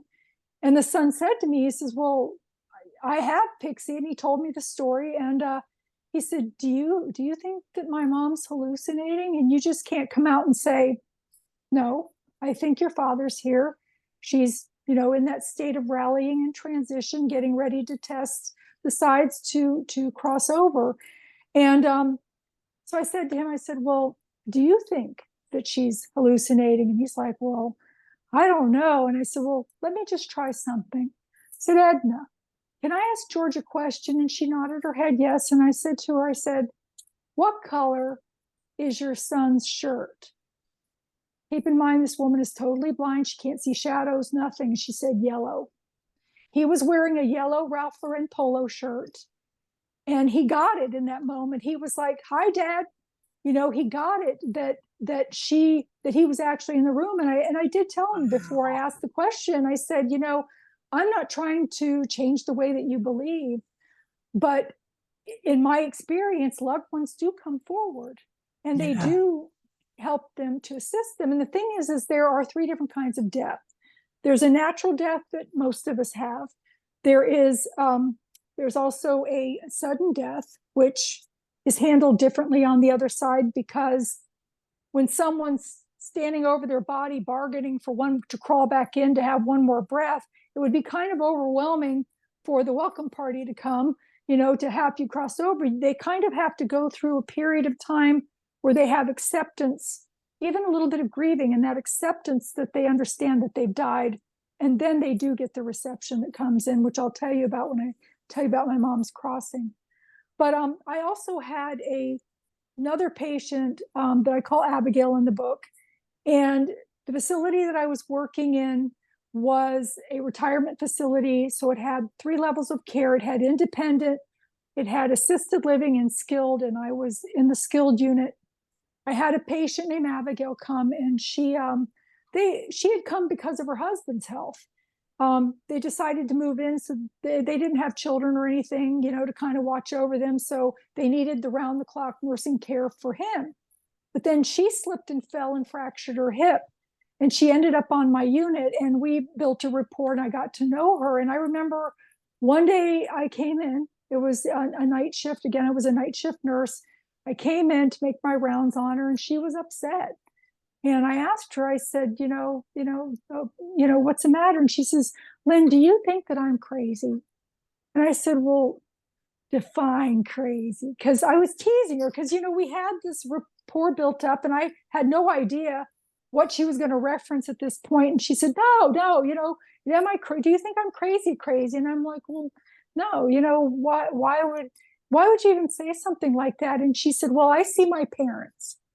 She said, and I know that my parents have died many years ago, but I see my parents and it makes me happy. She said, and now they're going to start me on medication for hallucinations because I'm seeing my parents.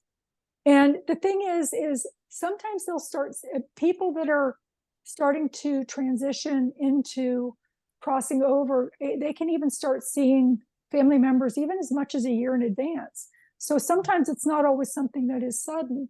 Yeah. And so I said to her, I said, well, in report, they're supposed to be discharging you tomorrow morning. And as your advocate, you can refuse to take the medication. You don't have to. So, she was happy with that, and they went ahead and they discharged her. And then several months later, about 6 or 8 months later, her health had started to take a rapid decline, and they placed her back on my unit. And this time when she returned, not only was she seeing her parents, she was also talking about seeing this woman and this little girl. And they were so real to her that she would sneak food like cookies and cakes and candies from the dining room to her room. And then we'd find them in her dresser drawer and stuff like that, where she'd put the dirty dishes and stuff. And it was creating a bug problem. So we couldn't, we'd have to kind of make sure that she didn't sneak anything out of the dining room. And this one particular day, I had volunteered to cover a day shift for a friend of mine who needed the day off. And so the patients were brought back to their room. It was after they had had their lunch, and I was getting ready to do my treatments to take them down, to start them down the hallway. And as I'm walking, I pass Abigail's room on this side. And as I'm passing, there's a big picture window with a air conditioner underneath it, kind of like the American hotels have those big air conditioners underneath the window.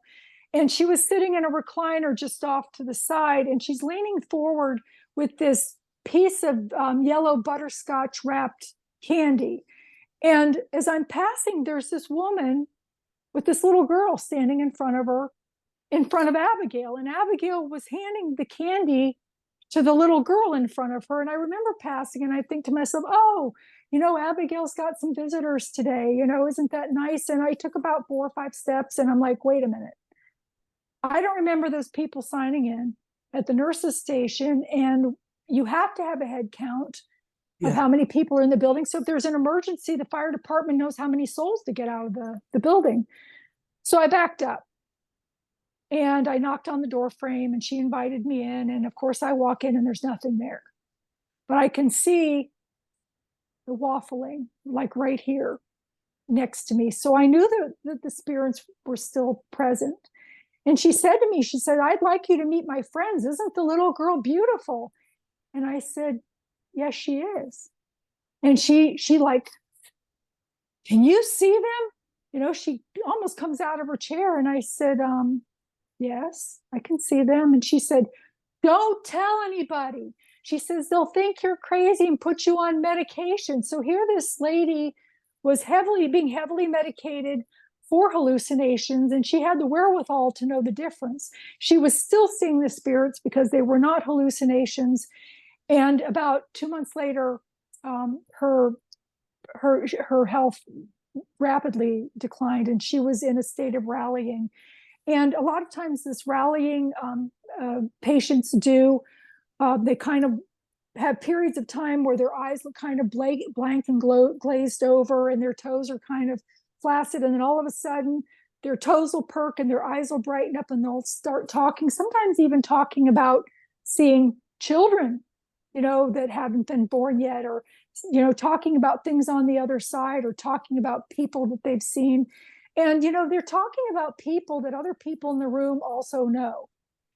On the rare occasion that they are talking about the Oriental lady in the corner of the room that nobody recognizes, and the transitioning soul may not recognize at that time, they will recognize that being when they cross over, because it's somebody from before.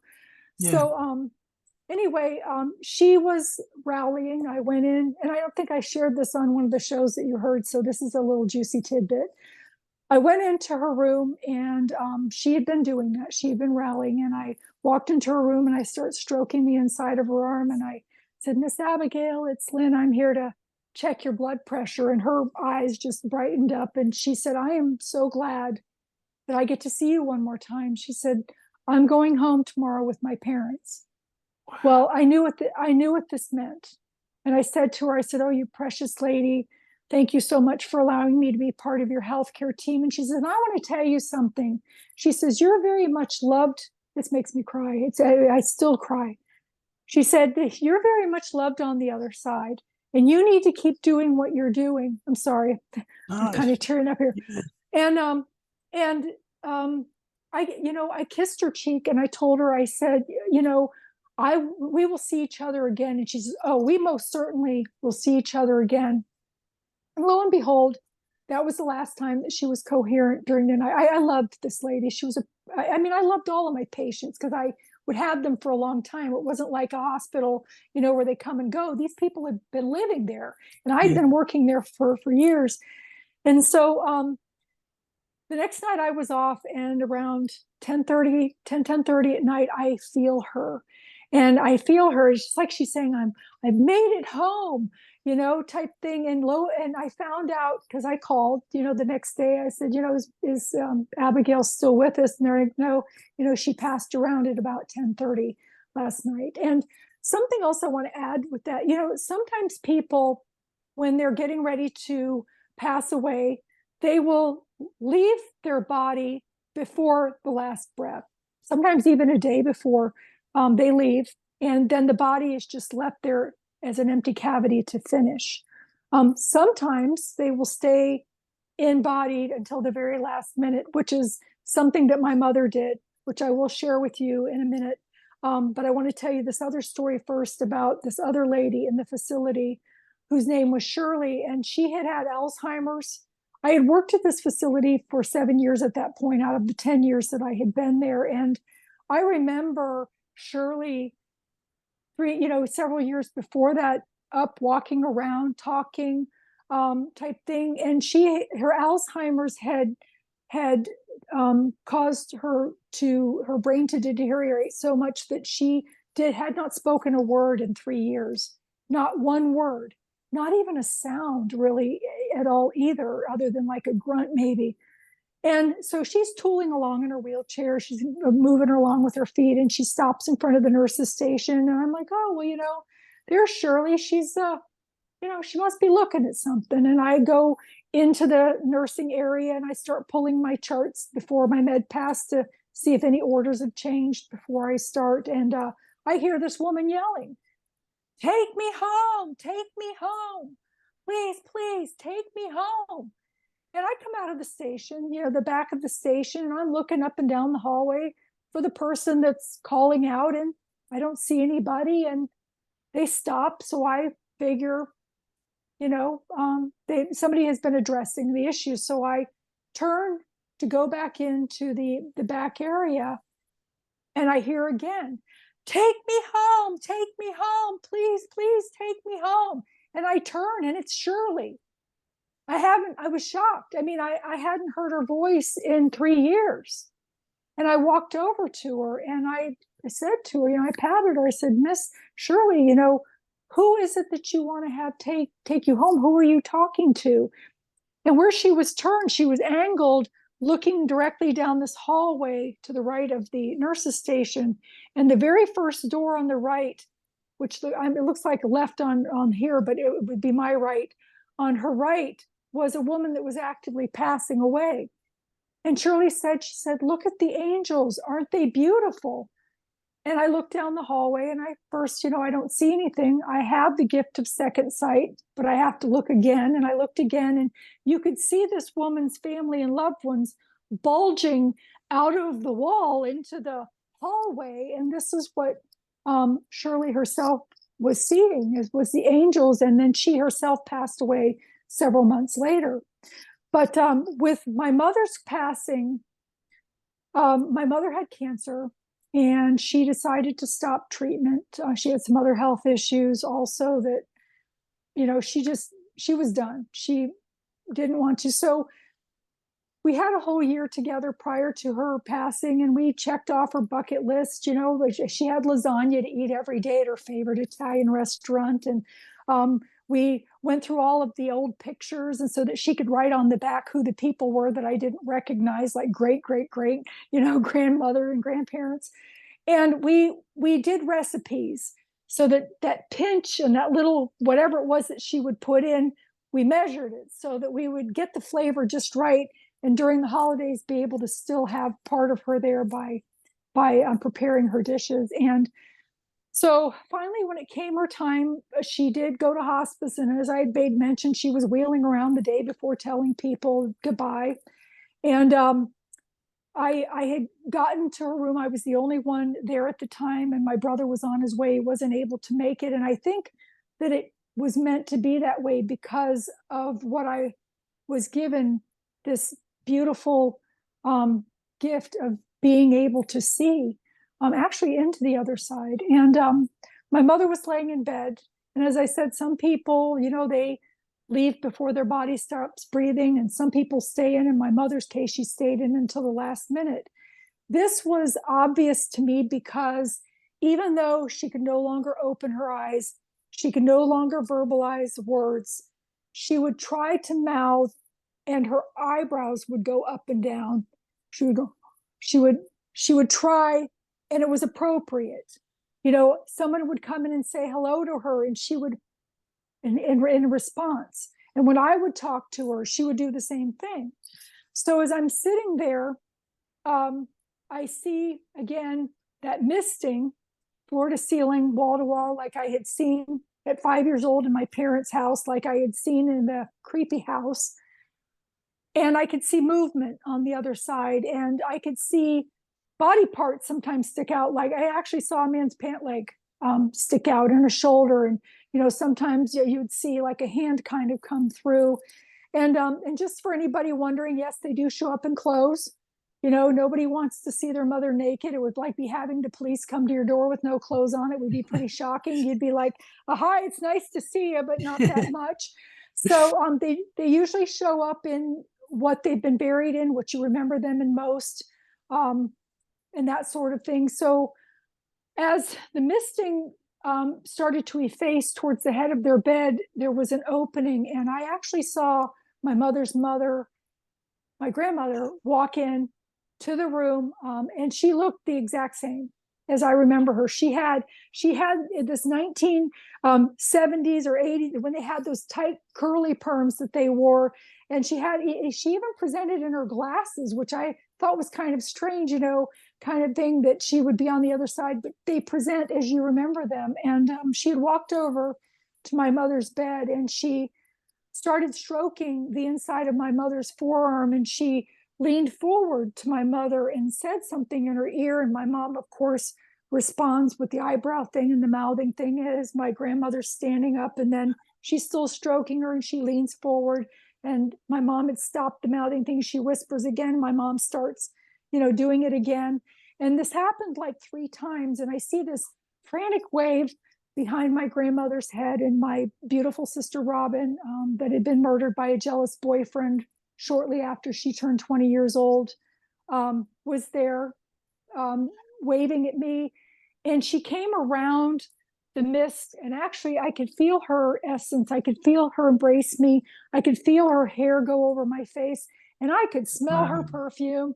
Her perfume filled the room. She wore an unusual perfume back in the 80s called Latisse, and you could smell her in the room. And when she went to go back around, the whole wall had effaced. All of the misting was gone, and there were hundreds of people in there. There were angels. There were even these beautiful souls that were very tall. I mean, they kind of looked like they were from somewhere else. And you've got to realize that with every star, there supposedly is a sunshine that is a solar system surrounding it. So, it would be foolish to think that we're the only living, things. And there are probably even people like us, on some of those planets. And when those people or those entities or beings, finish their life cycle wherever they're at, they have to go somewhere. I mean, energy can't be created or destroyed, and we are energy, that way. And so we go that way. So if you want to go the scientific route, not the spiritual route, that energy has to go somewhere. So they were magnificent. I mean, they were beautiful beings. And I don't know if they were male or female. They didn't identify that. They were just gorgeous. They were beautiful and tall. They were like skimming the roof on the head. So I'm watching all of this, and I said to my mother, I said, Mom, Grandma and Robin are here to help you. Go home. It's time to go home. And she, of course, I kissed her. I said, I'm fine. I'm going to be okay. I'll know when you're around me, because she and I had made a pact, which I'll share with you that too, that we had made a pact before she had died during that year, which you can make with your loved ones, but you can also make it after they've passed over, because they can hear you like I'm talking to you now. They keep all of their senses. They can hear you. They can, all of that type thing. They can see you.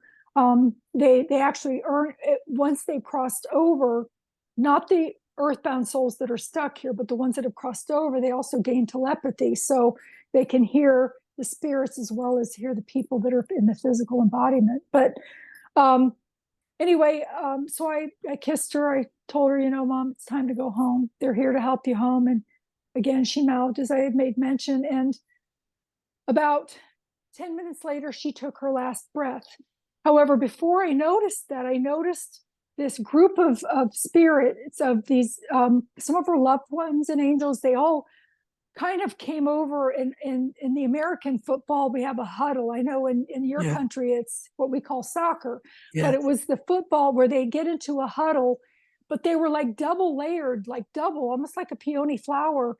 And when they opened up, in the middle was my mother standing there. It was almost like they were trying to stabilize her spiritual feet. And I'm watching this, and I'm seeing these people that have come to greet her, and they prepared this reception for her. And they're coming one at a time. They're coming up to greet her, and she's just beaming. She's smiling from ear to ear. She's so happy, and she's not suffering. And I'm watching this.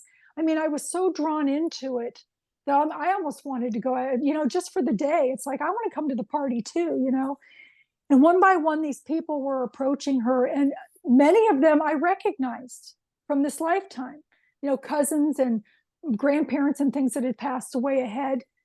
And there were a lot of them that I didn't, but my mother recognized as they approached her. And as she was greeting these people, the room kind of thinned out. But I turned at one point and I looked, and of course, I'm looking into the other side.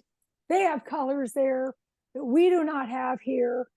You would need several color wheels to even imagine what they have. And the thing about their colors is they're not just colors. There's an energy, a vibration, and an essence about those that when you look at them, you engage with them, you connect with them, almost like they're living colors. You can almost feel the pulsing of that color because everything is alive over there.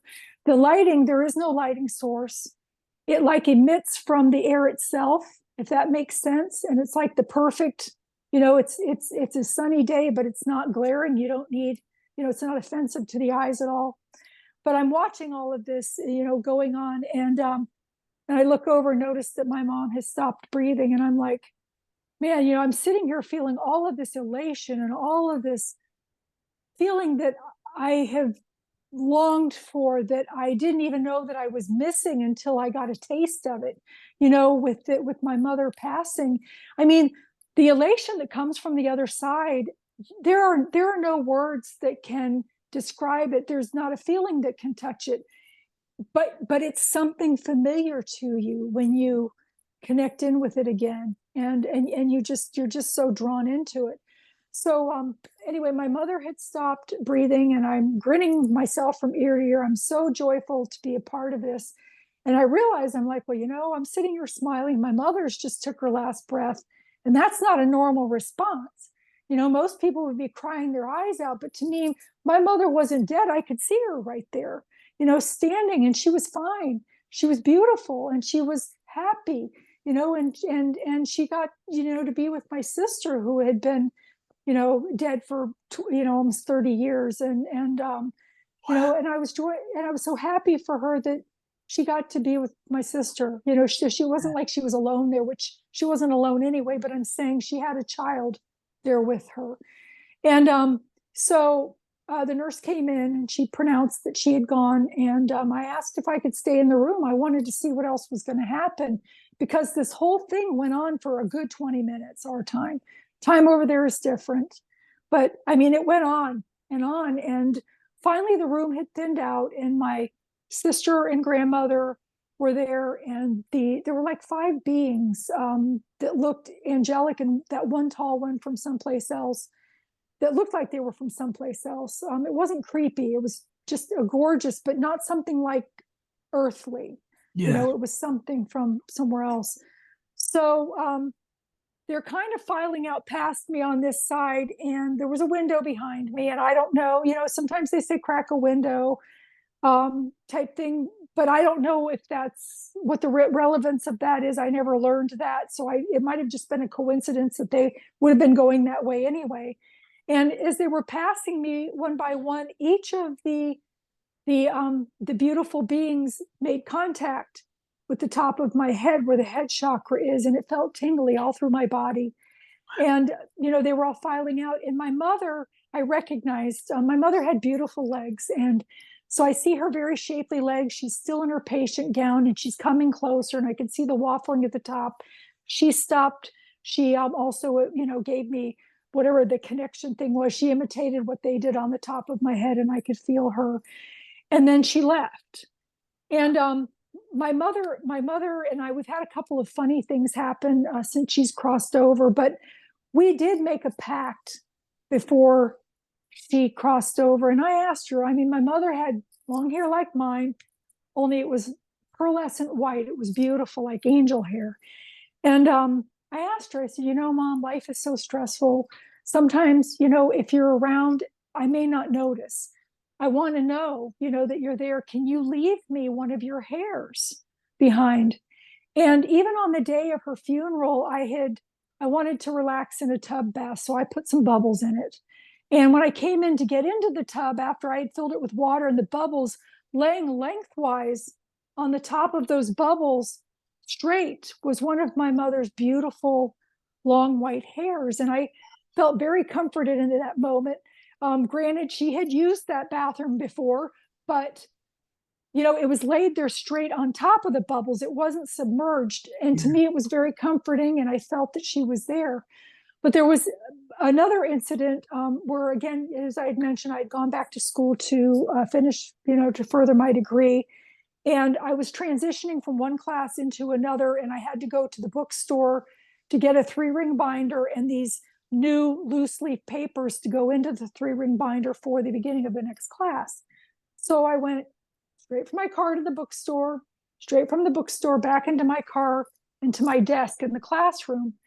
And that particular day was a stressful day. We had an exam that I didn't feel prepared for. And I was like, oh God, please, dear Lord, help me. And when I took the 3-ring binder out with the loose leaf paper to put it in there, when I opened the binder, there were 3 rings. And in that center ring, looped in it, was one of my mother's hairs.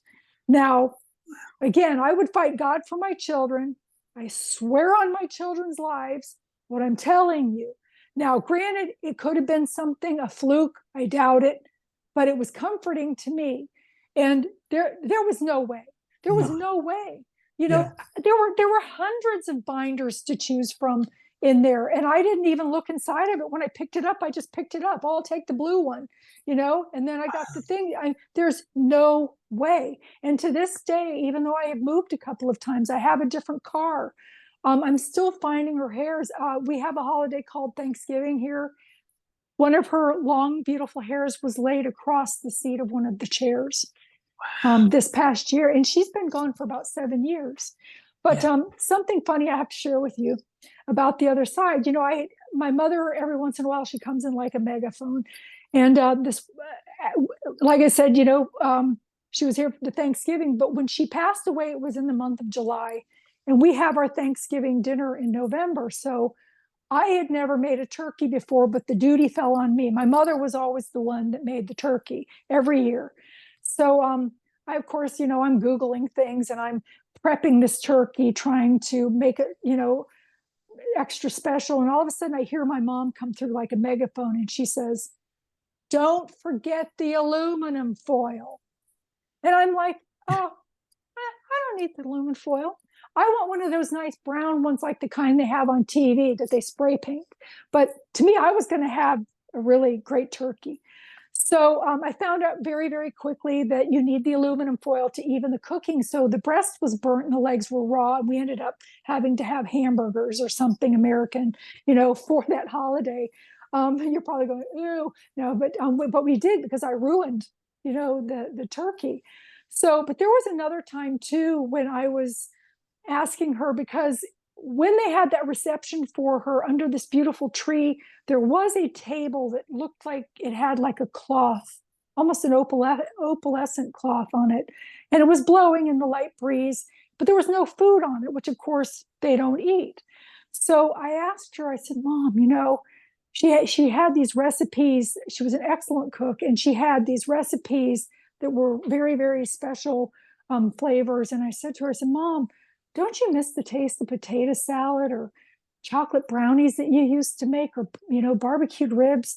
Don't you miss any of that?" And she came through like a megaphone, and she said, "Well, here we don't eat."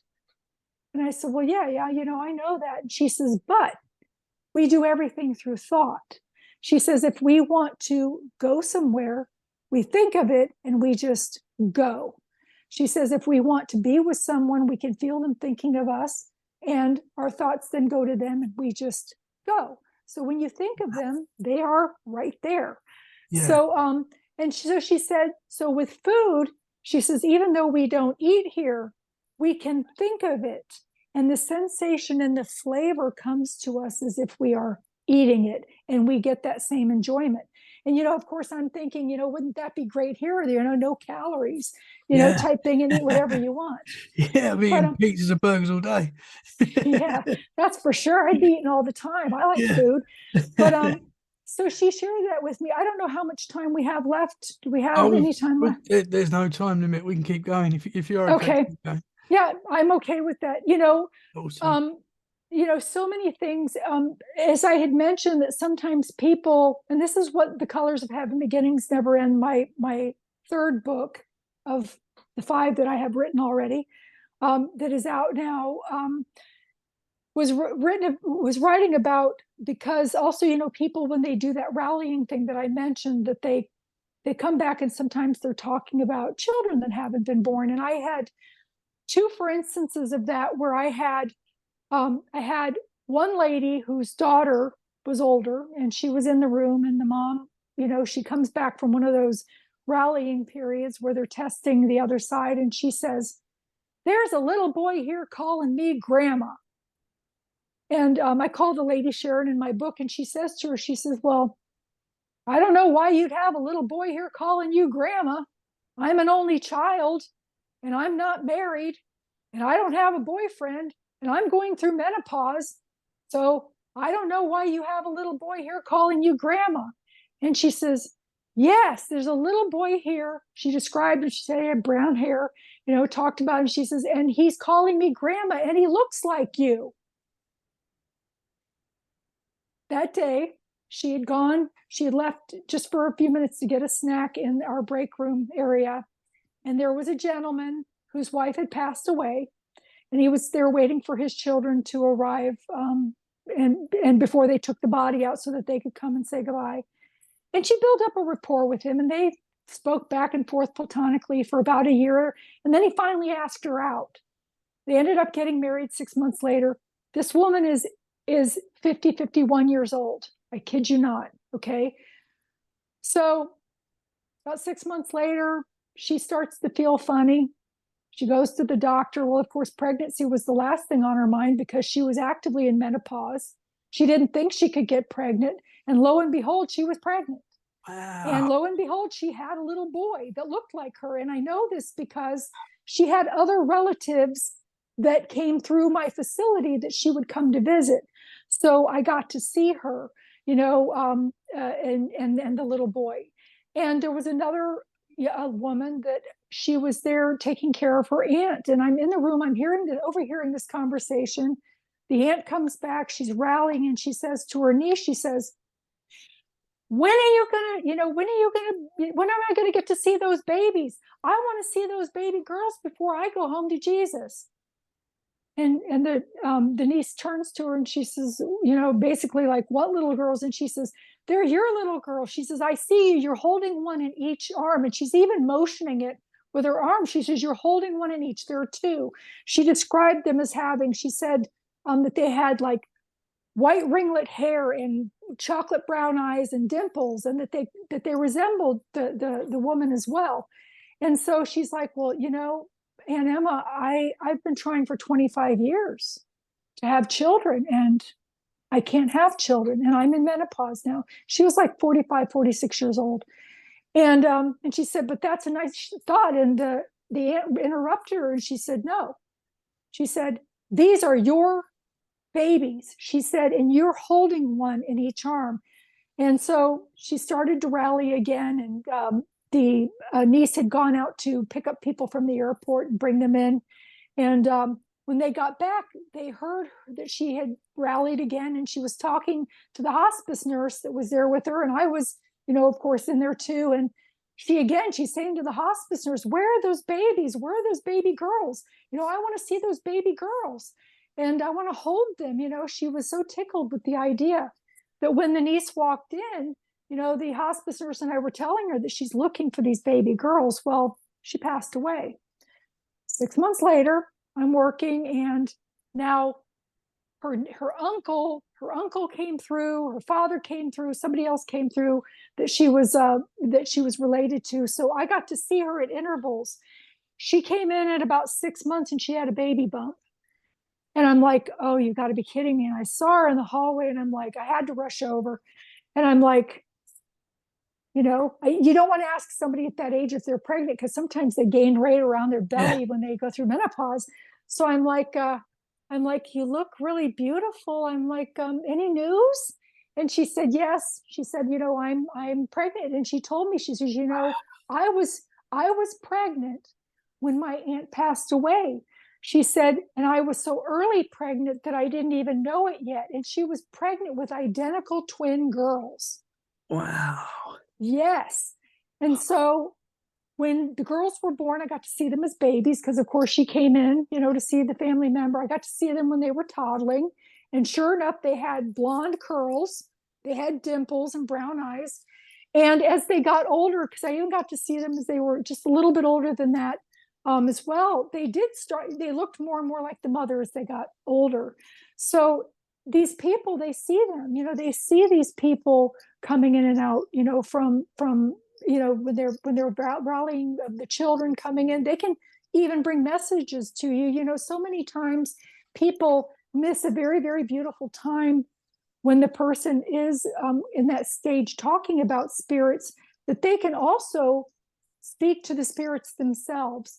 So many people are frightened of having a dead person in the room. When they start talking about dead people, the family comes to get the nurse to give the transitioning person medication to shut them up, because they're frightened by that. They're very uncomfortable, and they don't realize that during that time they can also ask and get questions. I mean, how many times have you heard somebody say, I wish that I could just tell so and so, I'm sorry, or I love them one more time, or even ask somebody where something was put, or just even say hello, or tell them that they were right, type thing. And this is your time that you can do that, because the person that's transitioning, the filters are facing, and they're able to hear that telepathy coming from the spirit realm, as well as the speech from the embodied soul side. And you can ask them a question. However, the spirit that you have the question for does need to be in the room. You can't overwhelm the person. You've got to give them a chance to answer. So it's got to be like one at a time. And even if that spirit is not in the room, let's say your mother's present and you want to talk to your father that's on the other side, you can ask her to send for him and get him. And they'll tell you either, no, I can't, because maybe he's doing something, or they will get him and have him come forward. And then you can ask the question. And a lot of times they can answer you. You can ask them where the clock is, where the toaster is. They can tell you where they buried the money. You can ask them questions like that, and they can give you the answers. They don't do lotto numbers, so don't ask. But they can tell you. They're not going to tell you things about the future, because you're on your own with that. You have to make your own decisions. Although they can see very far forward into the future. A lot of times, too, people, you hear them say, "Oh, well, I wish they were here for the wedding," or "I wish they were here to see the graduation," or "I wish they were here to see the new baby born." They're there. They're there. They know about it coming and happening before you even start planning it. So they're planning to be there on the other side to come to the events as well. And a lot of times they'll even sit in they'll sit in seats that are open. They don't sit on top of other people, but your seat next to you, it may appear empty, but it might not be empty, because they will sit in seats. Sometimes they do a bleachering effect kind of up in the corner. And of course they keep it on the low, because of course, they don't want to draw attention away from, say, the bride coming down the aisle. Everybody's turned around looking at the ghost in the corner, freaking out. And here comes this beautiful bride. Nobody's looking at her. So, they do these things on the low. If you do have the ability to have second sight, you will see them. But of course, you're used to seeing them, and you won't allow that to take away from the moment. But they are there. They are there. They're there for the babies to be born. They've been playing with your babies before they even got here. They already know what their future is, and how things are going to go for them. It's a beautiful, you can learn so much from a person that's actively dying if you can control your grief. And they're not dead. It's not the last time that you're going to see them. You're going to see them again. You're going to see your dead dog again. You're going to see your loved ones. It's like they're on vacation, if you can kind of look at it that way. They can still hear you. They can communicate with you with your whatever pacts you made with them, of leaving little things, a ladybug. You might find a ladybug during the time of the year when there's snow and there wouldn't be any bugs. Or you might find one in a magazine. All of those things count. Those are their little messages of love, that they're letting you know that they're still very much around you and present at that time. I have one other book that's coming out as we speak. As a matter of fact, I just got the box of them today, so I'm tickled. Awesome. This is not paranormally inclined, either light or dark. I was asked by two therapists that know that I am an author. We were looking for books. I was actually looking for a book for my own daughter to kind of touch base on this new time with the gender blurring, with the human trafficking, with all of those sorts of things, because they kind of let off with the birds and the bees and kind of pick up where the human trafficking is vaguely, but they leave so much out of the middle there. There's like a gap. And that's why I call the book The Gap. What else your adolescent teen needs to know. My daughter's saying good night. Good night, sweetie. And so this book takes up where the birds and the bees leave off. It talks about everything, like going out on your first date and not wearing stinky sneakers. Because no matter how beautiful you are, handsome you are, if you're stinky, it's not attractive. Yeah. And what to do if a condom breaks? These kids, they're becoming sexually active much, much earlier. How to put a condom on. Yeah, you need to take the air out of the reservoir on the tip. You need to do that. They don't know to do that. They actually think you need to stretch the part and make it fit too. So there's so many things. I mean, I've got things in the book talking about how to get out of a backseat into a trunk. You get abducted, you get out of the backseat, you get into the trunk, you grab that tie iron. That dude, whoever it is going to have to pull over to get you out of the trunk, and you can whack them in the head with the tie iron and run like crazy. How to get out of a trunk into the backseat. So if they're parked and out of the car, you can get into the backseat and maybe wave and have someone see you or exit the vehicle. I have pictures in there of the trunk releases in vehicles, because inside of the trunks in most of the cars that are 15 years and newer, there are trunk releases inside of the trunks that you either pull or press that will open the trunk. And people aren't even aware of that. How to poke out a tail light. I mean, it goes into details of making good choices about friends, how to set boundaries, and not only how to set boundaries, but what to say to someone, because a lot of times they'll know, like for instance, somebody comes up and asks to borrow money from you, and they've already borrowed money from you once and they haven't paid you back, and you don't want to piss off your friend, so you know that you don't want to give them the money, but you don't know how to say that without offending the person. So this actually says things, I'm sorry, I don't have any more money to loan, but I'll be happy to help you in another way. Is there another way that I can help you? To give them tools to communicate, so that they can set that boundary and protect themselves, yet not have to worry about having, someone coming back at them angry. It talks about body parts that everybody has. The hardest thing about this book is that I had to write it gender neutral for this new, period of time, because I don't care who you are. You go to the bathroom out of something, you either got one or the other. Yeah. So it talks about one or the other, regardless of what your sexual, it's not about your sexual preference, your gender preference, it's about body parts that you have. So, and it talks about things that parents don't, tell their children. Venereal disease is silent in a woman. She doesn't have symptoms. In a male, everything is obvious. But in a female, it's not. And she could be spreading that. If she's been infected with venereal disease just because she goes to the doctor and they say, oh, we don't see anything. Of course they're not going to see anything. You need a special test to determine whether you have it or not. And unfortunately, if you let it go, it scars your fallopian tubes, and you find out when you go to have children that you can't.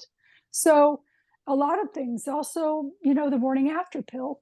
They have morning after pills. If you make a mistake, the condom comes off, you have unprotected sex, where you can get a morning after pill that is not an abortion pill. They have two of them that stop the menstrual cycle. They stop the ovulation in its tracks. So you can take one of those. You don't need parental consent. You don't need a specific age. A 3-year-old can walk in and get them. They're expensive.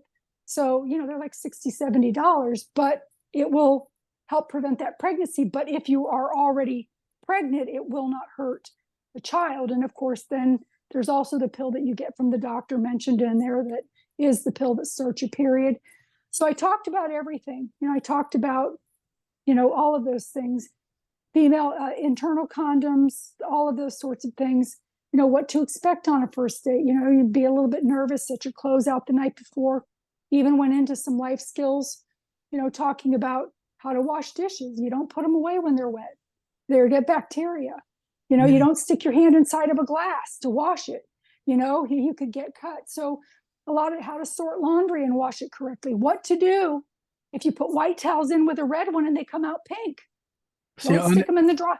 I need to Yeah. take note on a lot of these things. A lot of mistakes I make. Yeah. If that happens, you do not stick them in the dryer. You take the red towel out and you stick the white towels back in the wash. Let them go through the cycle, sometimes 2 times, until they're white again, and then you dry them. If you dry them while they're pink, the heat makes the color remain in the white towels and it'll never come out unless you like soak them in bleach, but even then they don't come back completely white. Yeah. So there are a lot of life skills in here as well. You know, how to pump gas, how to manage your money, how to make good choices in friends, and all of that peer pressure and things that are on kids, right now. So it talks about some things like that. And it's come out, like I said, I've got the books here now. It's called The Gap, What Else Your Adolescent and Teen Needs to Know. So I'm currently working on the 3rd book to the Omnipresent series. No, actually the 4th book to the Omnipresent series. I've already finished the 3rd. Simultaneously, I'm working on a follow-up to The Colors of Heaven.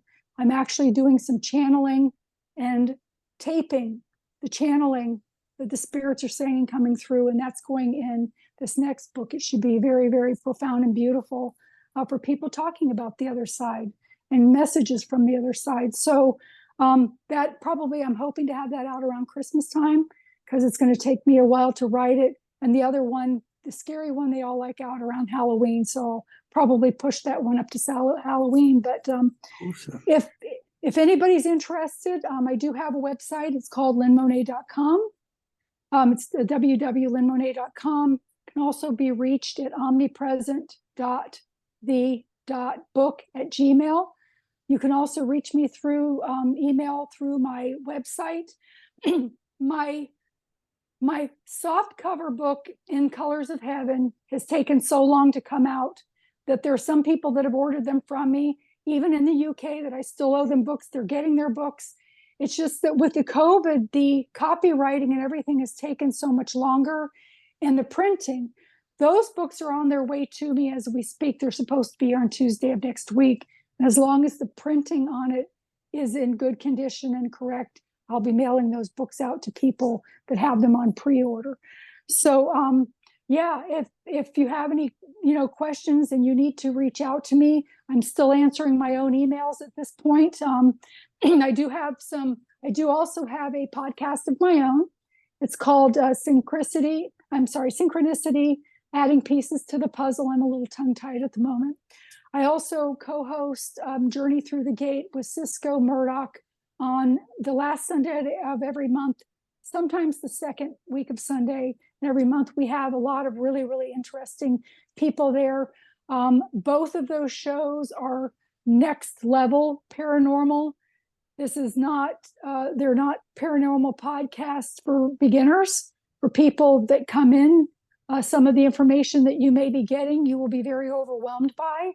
It is for people that already know. We're not trying to convince you that there's Bigfoot. We're not trying to convince you that there's aliens or that there's ghosts or that there's this, cryptids or whatever. We already know that. So they're podcasts that people of like mind can come and share what they believe to be true, and also congregate and be able to speak freely without having to feel awkward, and hopefully validate a lot of people and learn from each other. So we'd love to have people come in and see us, see me or see whoever else I got on there. I'm going to have Tommy here on my show coming up. Actually, both of them. We're going to be booking that, and that'll be great. Yeah, definitely. As a matter of fact, when we sign off, I'll look at the calendar and see, cool. what we got open. So that'll be great. This has been an amazing. I've absolutely loved this. This has got to be one of the easiest interviews I've ever done, because I didn't have to ask you anything. You literally. I was thinking of a question to ask you, and then you answered it. It was amazing. Synchronicity. Yeah. It's that energy exchange type I didn't thing. have to say anything. You just answered everything that I was going to ask. Well, I hope I didn't hog Awesome the stuff. conversation, No, but not at all. No, not at all. It was yeah. amazing. Well, Fascinating. This world is so amazing. Like, it really is. mhm, mhm. I want to share something else with you. This is a tidbit off the side. This is a special thing. Something that I found out about mirrors. Mirrors are portals. Some of them are portals, not all of them. But the way to determine whether a mirror is a portal or not is you take your finger and you touch it against the glass. If your finger is a continuous finger into the glass, you'll see it'll look like this in the glass. Yeah. It is a mirror. If it has some disconnect and looks like this in the mirror, it is a portal. Really? So you just need to be, yes. And that's how you determine the difference between a mirror that is a portal that is used by spirits to come and go versus a mirror that you look into. So I'm sharing that with you, and that is something. So now you're probably going to go up to all your mirrors in the Every bathroom single and start mirror. touching I everything. am. And I can promise you, when you find one that has that gap, you will know it. It's distinct. So Wow. it's not something that you're going to question yourself on, because you're either going to see this or you're going to see this. Yeah. That Yeah. gap. There's no So, mistaking it. Yeah. yeah, there's no mistaking it. Yeah. And Oh, then it might be a good idea to send that mirror somewhere else, because you don't really? want to have, yeah. A lot of people, they're like, oh yeah, we have a ghost in our house. It's some lady and it's harmless. They're not harmless. They draw, they're negative. They don't mean to, but they draw on your energy. Yeah. It interferes with your ability to sleep well. And then you start to, when you're not sleeping well, then you start having physical problems that turn into medical problems. And it's a vicious cycle. And not only that, you don't know for sure if it's something else masking it something as something harmless. A lot of times, darker spirits do come in mimicking children, mimicking even someone that's familiar to you. So another thing that I would suggest also, and you and I were talking about this in the beginning as well, about the password. The darker spirits cannot read your mind. So you can, but your loved ones that have crossed over you can communicate with them with that telepathy. And in my experience, they can't read your mind. At least they haven't been able to read mine. So you can create a password with them mentally only. You make that one password with your guides, so that when you go into a state of meditation or something like that, and your mother shows up, someone familiar, your sister shows up that's on the other side, but then all of a sudden they start asking you to do things that you're like, what? They would never ask me to do something like that. It's important. And sometimes they'll ask you to do things that are nice to lead up to that point, to fool you. You need to make sure of who you're talking to and ask them mentally what the password is. If they can't tell you what the password is, they're not the spirit that you think you're talking to. They are a masked spirit to look like who you think you're talking to. If that even makes sense, the way I said that. Yeah. So it's important in this day and time, when there is so much darkness and the light is finally starting to move the darkness, and the darkness is fighting against it, trying to trip those people, the light anchors and light bearers. So many of us have incarnated into this lifetime. We have not reincarnated. We have voluntarily come in for this time to anchor the light and to bear the light in the darkness. And the darkness is fighting us so hard, trying to keep its leverage and keep its feet on the ground. And so they are trying to trick us. They're trying so many more things to make it difficult for us. And you have to protect yourself that way. And again, know who you're talking to and protect your body. If you decide to meditate or do some astral projection or something like that, you make sure that you have done something to protect your body itself before you leave it, because you never know. You might have somebody step in there that you can't get back out. And that's happening. It's happening, those walk-ins. It is happening, and it's happening more often because the darkness wants to take over the people of the light. Yeah. So anyway. Can I ask you, when someone's got an attachment Yes. Can you see that straight away that someone's got that attachment? If they're at a distance from me or to the side, I can. I can see them when I purposely look for them more so than when I don't. Sometimes, spirits will show up and I'm not looking for them. But with the attachments, it is something that I can see as they walk in the distance, like the young woman. So then I went purposely starting to look after that. And when I could purposely look at them, I could see them. I could see them. I had my son came home and he had a friend with him. And I kept seeing something kind of looking up over. And I said to my son, I said, your friend's got addiction issues.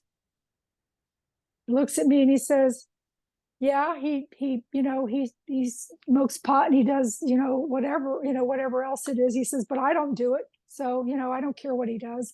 I'm like, yeah, but he's got an attachment on his back. That's how I know. So I walked up to him and I said, you have an addiction problem. And of course, oh, no, I don't. He doesn't want to tell me. I'm his friend's mother. He's afraid I'm going to tell his mother. And I told him, no, you have an attachment on your back and you need to stop what you're doing, because the longer you have that on your back, the harder it's going to be able for you to get off. And even still, it will taunt you for the rest of your life. I said, you've got to, do that. You've got to be able to get it off yourself. So yes, when I look at them in the way that I do with second sight, I can see them and I can tell you what kind you have. So a lot of time, I've actually had a man who lives at a distance contact me, and he's been having problems with these dreams and things like this, that he's having, almost night terrors, and he's waking up and he says, but I have these souls that are standing near my bed and they're like touching on me gently and they're trying to be nice to me. And I said, what do they look like? He says, well, there's this one that looks like a spider. He says it's round and its legs kind of flail, around. And I said, wait a minute, it's a what? And he started to tell me, and I said, I got news for you. They're not the kind of spirits that you want to have around you. Of course, they're being nice to you because you would make them leave if they weren't being nice to you. It's like buying a car from a salesman. If they're nasty to you, you're not going to buy the car. I said, and they want you to allow them to stay in your field, but they're the reason why you're not getting good sleep. And he had a terrible drug problem that he had been fighting for years and years. And this man was like in his middle 40s, and he had had that drug problem for probably, a good 25 years. Wow. And he said, I don't know what it is. I just can't beat the addiction. And I said, well, this is why. You have an attachment, that's on you. And for a brief period of time, he had stopped using the drug. So the archon had detached and he was seeing it flailing right next to him while he was sleeping, like a dark, blob kind of floating in the air over him. And so when I explained to him what it was, he said, he says, I've been through rehabilitation multiple times.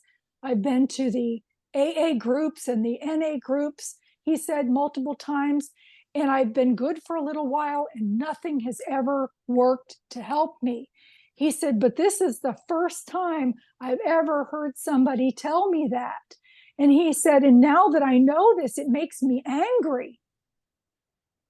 And he has now told them to stay away and off. And I'm so proud of him. He's been clean now for 6 months. He's never gone longer than 3 months clean. He has now been clean for 6 months. And, I was emailing him today. He had emailed me some pictures of some clouds that he had seen. And I said, how are you doing? I said, you doing okay? And he says, I haven't gone back on the stuff. He said, I won't. He says, I don't want that creepy thing, disturbing my sleep and hanging around. He says, here I was such a fool for all of this time, thinking that they were there to help me, that they were concerned about me and type thing. And then when he realized what it actually was, he just, that's it. I'm done. So, yeah. Wow. Yeah, so I can see them. Yes. Yeah. It's so special what you do. It's amazing. Oh, well, thank you. I lot of people. I feel, honored to have the gifts, and I do help people. I don't charge people when I help them. There are a lot of people that capitalize on it. Granted, I sell books, but let me just make that clear. Authors are not rich. I'm not making, my first book went through Amazon and they basically took it. So I am selling some things through my website. We don't make that much money. It's not, if you're writing a book for the money, forget it, unless you're Harry Potter's author, or they're going to make a movie out of it, which this first book and series could very well have a movie made out of it. But still, I have to work, just like everybody else does. So, it's not like I'm sitting over here in millions. Look, I don't have a fancy kitchen, it's just normal. It's normal, like most people's. But so, when people say, oh, well, these authors, they just want to push their books off on people for the money. No, it's not for the money. Are you kidding me? You have no idea that it's not. I really, really want these books to get out to people, to help them in any way that I can, to help shift the energy, to help shift the world's energy. And if I can do it one person at a time, I'll do it one person at a time. Because every one that I win with, it's one that the dark loses with. So anyway. Well, I'm definitely going to be reading your books. That's for sure. Well, thank you. And we'll talk about that too some more when we sign off on the tape. Did you have anything else? Can I? Yeah, I was going to ask you. You've obviously seen a lot of people transition. Yes, a lot, like hundreds of people. Have you ever had someone that was, say, an atheist that you've sort of seen them change through that period to be more spiritual? Or we have a comedian here in the United States, which you may have even heard of in the UK, because he's hilarious. And you're a young guy, so you might be too young to remember him. His name was George Carlin. George Carlin became an atheist before he passed away. And somebody that channels him said that the main thing is that when he crossed over, the first thing out of his mouth when he saw what he was seeing was, well, it's a bad word, but I'll say, no crap. Like, no kidding, really. Here it is. It wasn't like an oh crap, I'd done something wrong. It was like a no, no crap kind of thing, because he could see then that it was real. And the thing is regardless of you're atheist, you're Buddhist, you're whatever, again, the only thing that stops you from crossing over is yourself. And I'm just, people, they talk about suicide. They worry about suicide. You don't go to hell with suicide. Let's just get that straight. Suicide is considered a sudden death. Suicide is frowned upon very, very much so, not only in this dimension, but also on the other side, because of the rippling effect it creates. When we come here, we have contracts to fulfill. So we make arrangements even with future children and grandchildren of parts that we're supposed to play in their lives for their success as well as ours, and for their learning as well as ours. When you cut that short, that selfish act of cutting that short, you create a negative rippling effect, so that all of those people for centuries to come, not centuries, but lifetimes to come, can't meet some of the things that they came in here to meet, that you agreed to be a part of. Now, there's a difference if it's medically assisted suicide. You're already dying. That is not viewed like a suicide over there. You get the reception, the loved ones come in. So don't think that assisted suicide is that. It's also different if you have accidentally taken an overdose, or you're suffering from mental illness, which most people that commit suicide are suffering through a form of mental illness. So they're not, they go through some schooling. They a lot of times they don't necessarily get to meet up with family at that point, because they have to come back in and finish in some other form or some other body with maybe a different family that's similar. It's kind of complicated even to describe. But if you commit suicide out of spite, to get even with someone, to get even with your boyfriend or girlfriend, or to get even with your parents type thing, that is very, very much so frowned on. You will be schooled. You will be sent back in here. You will not be able to see your loved ones on the other side. And sometimes you'll be sent back into a situation that's worse than the one that you came out of to bring you back to that point so that you don't do it. The contracts are very, very important. You are given about 5 different times during a lifetime span where you can choose to exit if you want to. You don't have to, but these are exit times if you want to. You do not get to choose an extra one. You either exit during those opportunities. Some of you might already have had some of those experiences where you're aware, near-death experience, or you're aware that in a car accident and you should have been killed and you weren't, type thing. Those are those opportunities that are outlet, portals to let you leave earlier, that are planned that way. But when you do it at a time that it's not planned, and you have made these agreements with all of these souls, it is very, very, very, very much frowned upon. But you are not sent to hell. Earth is hell. Earth is hell. Earth is the hardest planet to come to. When we finish our tour here on Earth and we cross over, we are seen as heroes because it is so difficult here. We come here to learn. We come here to meet goals and things like that. And in the case like right now, like you and me and a lot of others that are light errors and light anchors, which you are, because you wouldn't be having the show if you weren't. You're not searching, you are there. You know that this kind of thing exists. We've come in voluntarily for whatever reason. We'll find out. Sometimes I think I'm a little crazy for choosing this one because it hasn't been easy, and it is much harder for light bearers. But yeah, you don't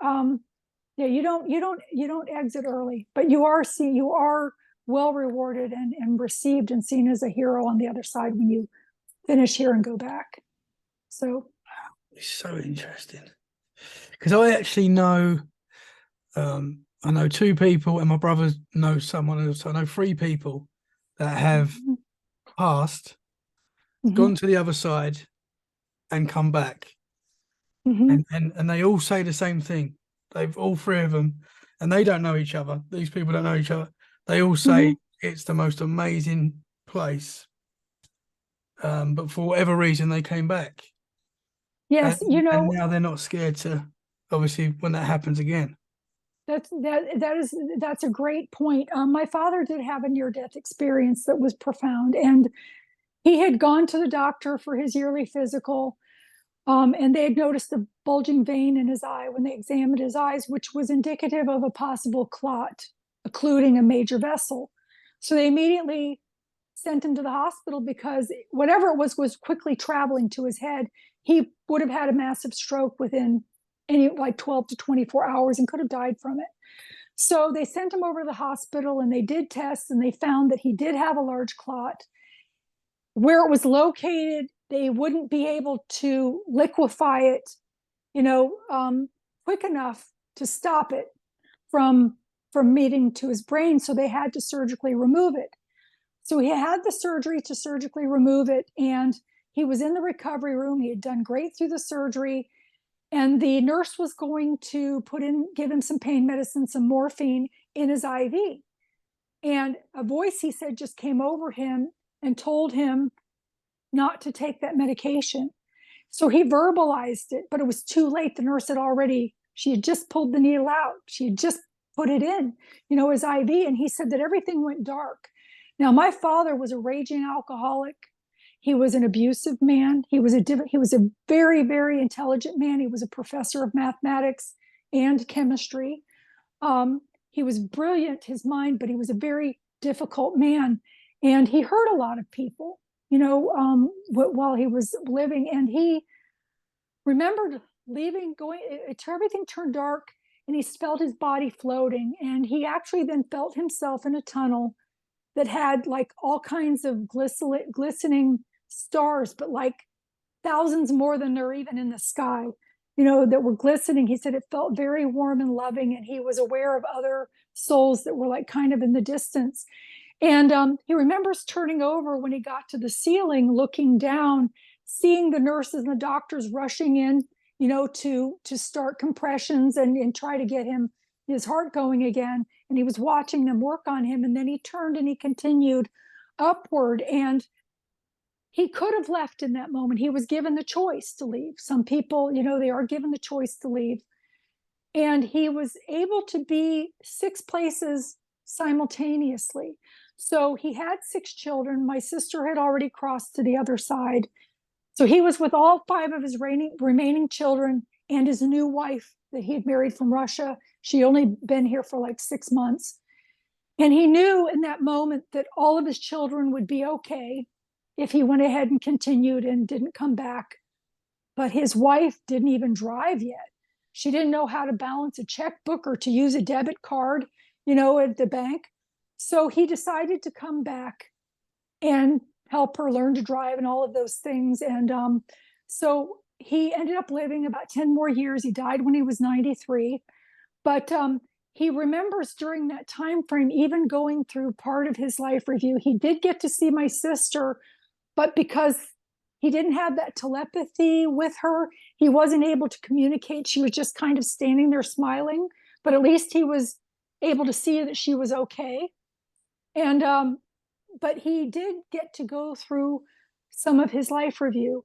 And when he started to look at the life review of how awful he was to people that he loved and how much hurt he caused, when he came back in to his body, when he decided after looking at his spouse who still needed him very much here, and he had that choice, so he chose to come back. He felt like he slammed into his body. He could feel the weight and the pain from his surgery. And but he told me about the story. And when he came back, he never touched alcohol again. He had been drinking for almost 60 some odd years. I mean, his pipes in his liver had to have been like iron by now, So, but he never touched the alcohol again. And he apologized. He apologized to each one of his children. He apologized to his ex-wife, about how he tried to contact people that he had been so awful to apologize. And he became this very humble, very sweet man the last couple of years of his life, because he was a changed man. Whatever he saw, sometimes people are scared of going to heaven. They say that some terrible things happen to. That life review is not easy to look at. There's a famous author in the United States, which I'm sure you've also heard of over there, named Danny Brinkley. He had been struck by lightning multiple times. He's had about 4 near-death experiences. He's written books. One of them is Embraced by the Light. His most recent near-death experience, when he came back, he started hugging people more. And people started to notice, it's like, oh, Danny, wow, you've really become a hugger, because he wasn't before. And he said, I'm not hugging you, I'm hugging me. Because when I cross over, all of the hugs that I've given and all that feel-good feeling that you get from hugs and the people getting the hugs comes back to me. So he, and this is so important to understand, that it's not, you can be a good person. You can pay your taxes. You can do the speed limit while you're driving. You can donate to different places, that need clothes or food or whatever. These things are fine. They are good things to do as a human being. But it's those selfless, kind acts of love that count more than anything. Giving that waitress an extra $20, not realizing that she's working to pay her water bill. The little old lady whose grass is a foot high in her yard because her medicine is so expensive that she can't afford to pay someone to do her yard, and she can't physically do it herself, to mow her grass for her, to help her carry in her groceries. picking up a box of kittens that somebody's dumped on the side of the road and getting it to someplace safe where it can find a home, type thing. These, even with animals, the kindness helps. If people are abusing animals, you're going to go back to that point and you're going to feel everything that you did to that poor animal. So, and I know that this goes nationwide. It's important with a lot of the countries like India. I've got one of my books is out in India and Australia right now. You need to understand this. You will come back to those points and you will be placed in that animal or person's shoes and feel the good things and the very bad things that you created for them. So, that's how it happens. Wow. But, yeah. Wow. Thank you so much for sharing that. You're welcome. Yeah, it's important. You've got to be good to people. You've got to, love from your heart. That doesn't mean to be a doormat. You can set those healthy boundaries for those energy vampires that, they want help, but they don't want help. They want your advice, but they don't want to do it. So, you can set your boundaries and protect yourself that way. But yeah, definitely, this morning I was in a McDonald's. I was actually delivering food. I was working to deliver food for some extra money. And there was a homeless man in there. And I bought him a sandwich. And then I asked him, I said, can I hug you? He was stinky. I didn't care. That man cried. He had not been touched in a loving way by anybody in years. And I hugged him and he cried. And I cried, and I did. I went home and I changed my clothes and I took a shower. I got cleaned up. And that moment of embracing that poor man, that older man, brought me such joy in my heart that I had no idea how beautiful his reaction, what a chain reaction of love and kindness it would bring back to me in that moment. Yeah. So you just never know. You just never know. That's mate. You're a special lady, that's for sure. Oh, well, thank you. You're special too, or else you wouldn't be having me here. So to get the word out. So I appreciate you. I admire you for what you're doing. And yep, I'm good. Thank you very much. Thank you. You're welcome. I'm a big believer that the energy we put out, we get back as well. So yeah. Yes. So make sure what you put out is what you want to receive back. 100%. And people, and I could go on. This is a whole nother show, and please, shut me off whenever you're ready. But people also have to be very, very responsible, not only for their words, but their thoughts and what you put in front of the word, what you put after the word I and in front of any kind of action. If you say, I am a money magnet, money flows to me easily. You will find that money starts to come. If you talk about, my rotten luck, and I'm not going to say I am because I don't, but you can say like, I am da-da-da in a negative thing, or I am this, or I never win that, or I always, get the bad end of the stick.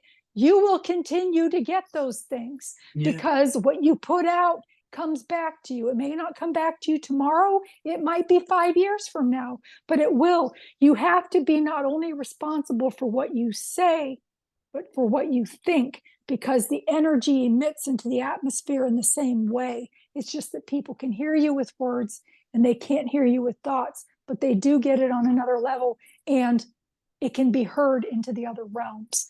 So, and you need to also get those things under control, because someday when you cross over, and if you're a person that every other word out of your mouth is the F word, you don't want to have that show up if you get the chance to meet God or Jesus or whoever's coming in to say you, and all of a sudden you're thinking, holy da-da-da-da, because it's going to go out like a megaphone and everybody's going to hear you and be glad that they have a sense of humor over there, because they do understand that that's going to happen with people until they learn that every thought, everyone hears over there.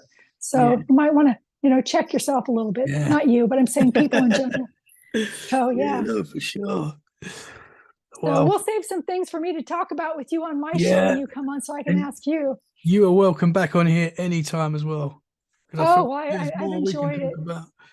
Yeah, But there whole other gamuts. Don't even get yeah, me started. We'll be here every night this week. So yeah, and I'm sure you're the same way. You know, we've got lots of things to share, and we kind of learn things from one another. And yeah, it's like that 100%. those little pieces of the puzzle, adding pieces to the puzzle, synchronicity. They start to click in, and they're like, oh, okay, well that's what. Yeah, Yeah. they are. They Well, definitely are. I've So, learned a lot tonight for sure. So oh, thank thank you you. so much. I And, appreciate you having me on your show. Definitely. Thank you so I very appreciate much. you coming on. It's been an honor, and I'll have Oh, you it's back been anytime. the pleasure's all mine. It's been an honor for me, and I will be happy to come back. So Thank definitely, you very we'll much. keep in touch. 100%. Thank you. I Just send love been, and light to everybody. I'm blowing everybody a kiss, sending you love and light. And I hope that this really brings you some comfort and good things. thank you very much. Okay. I'm just going to stop recording.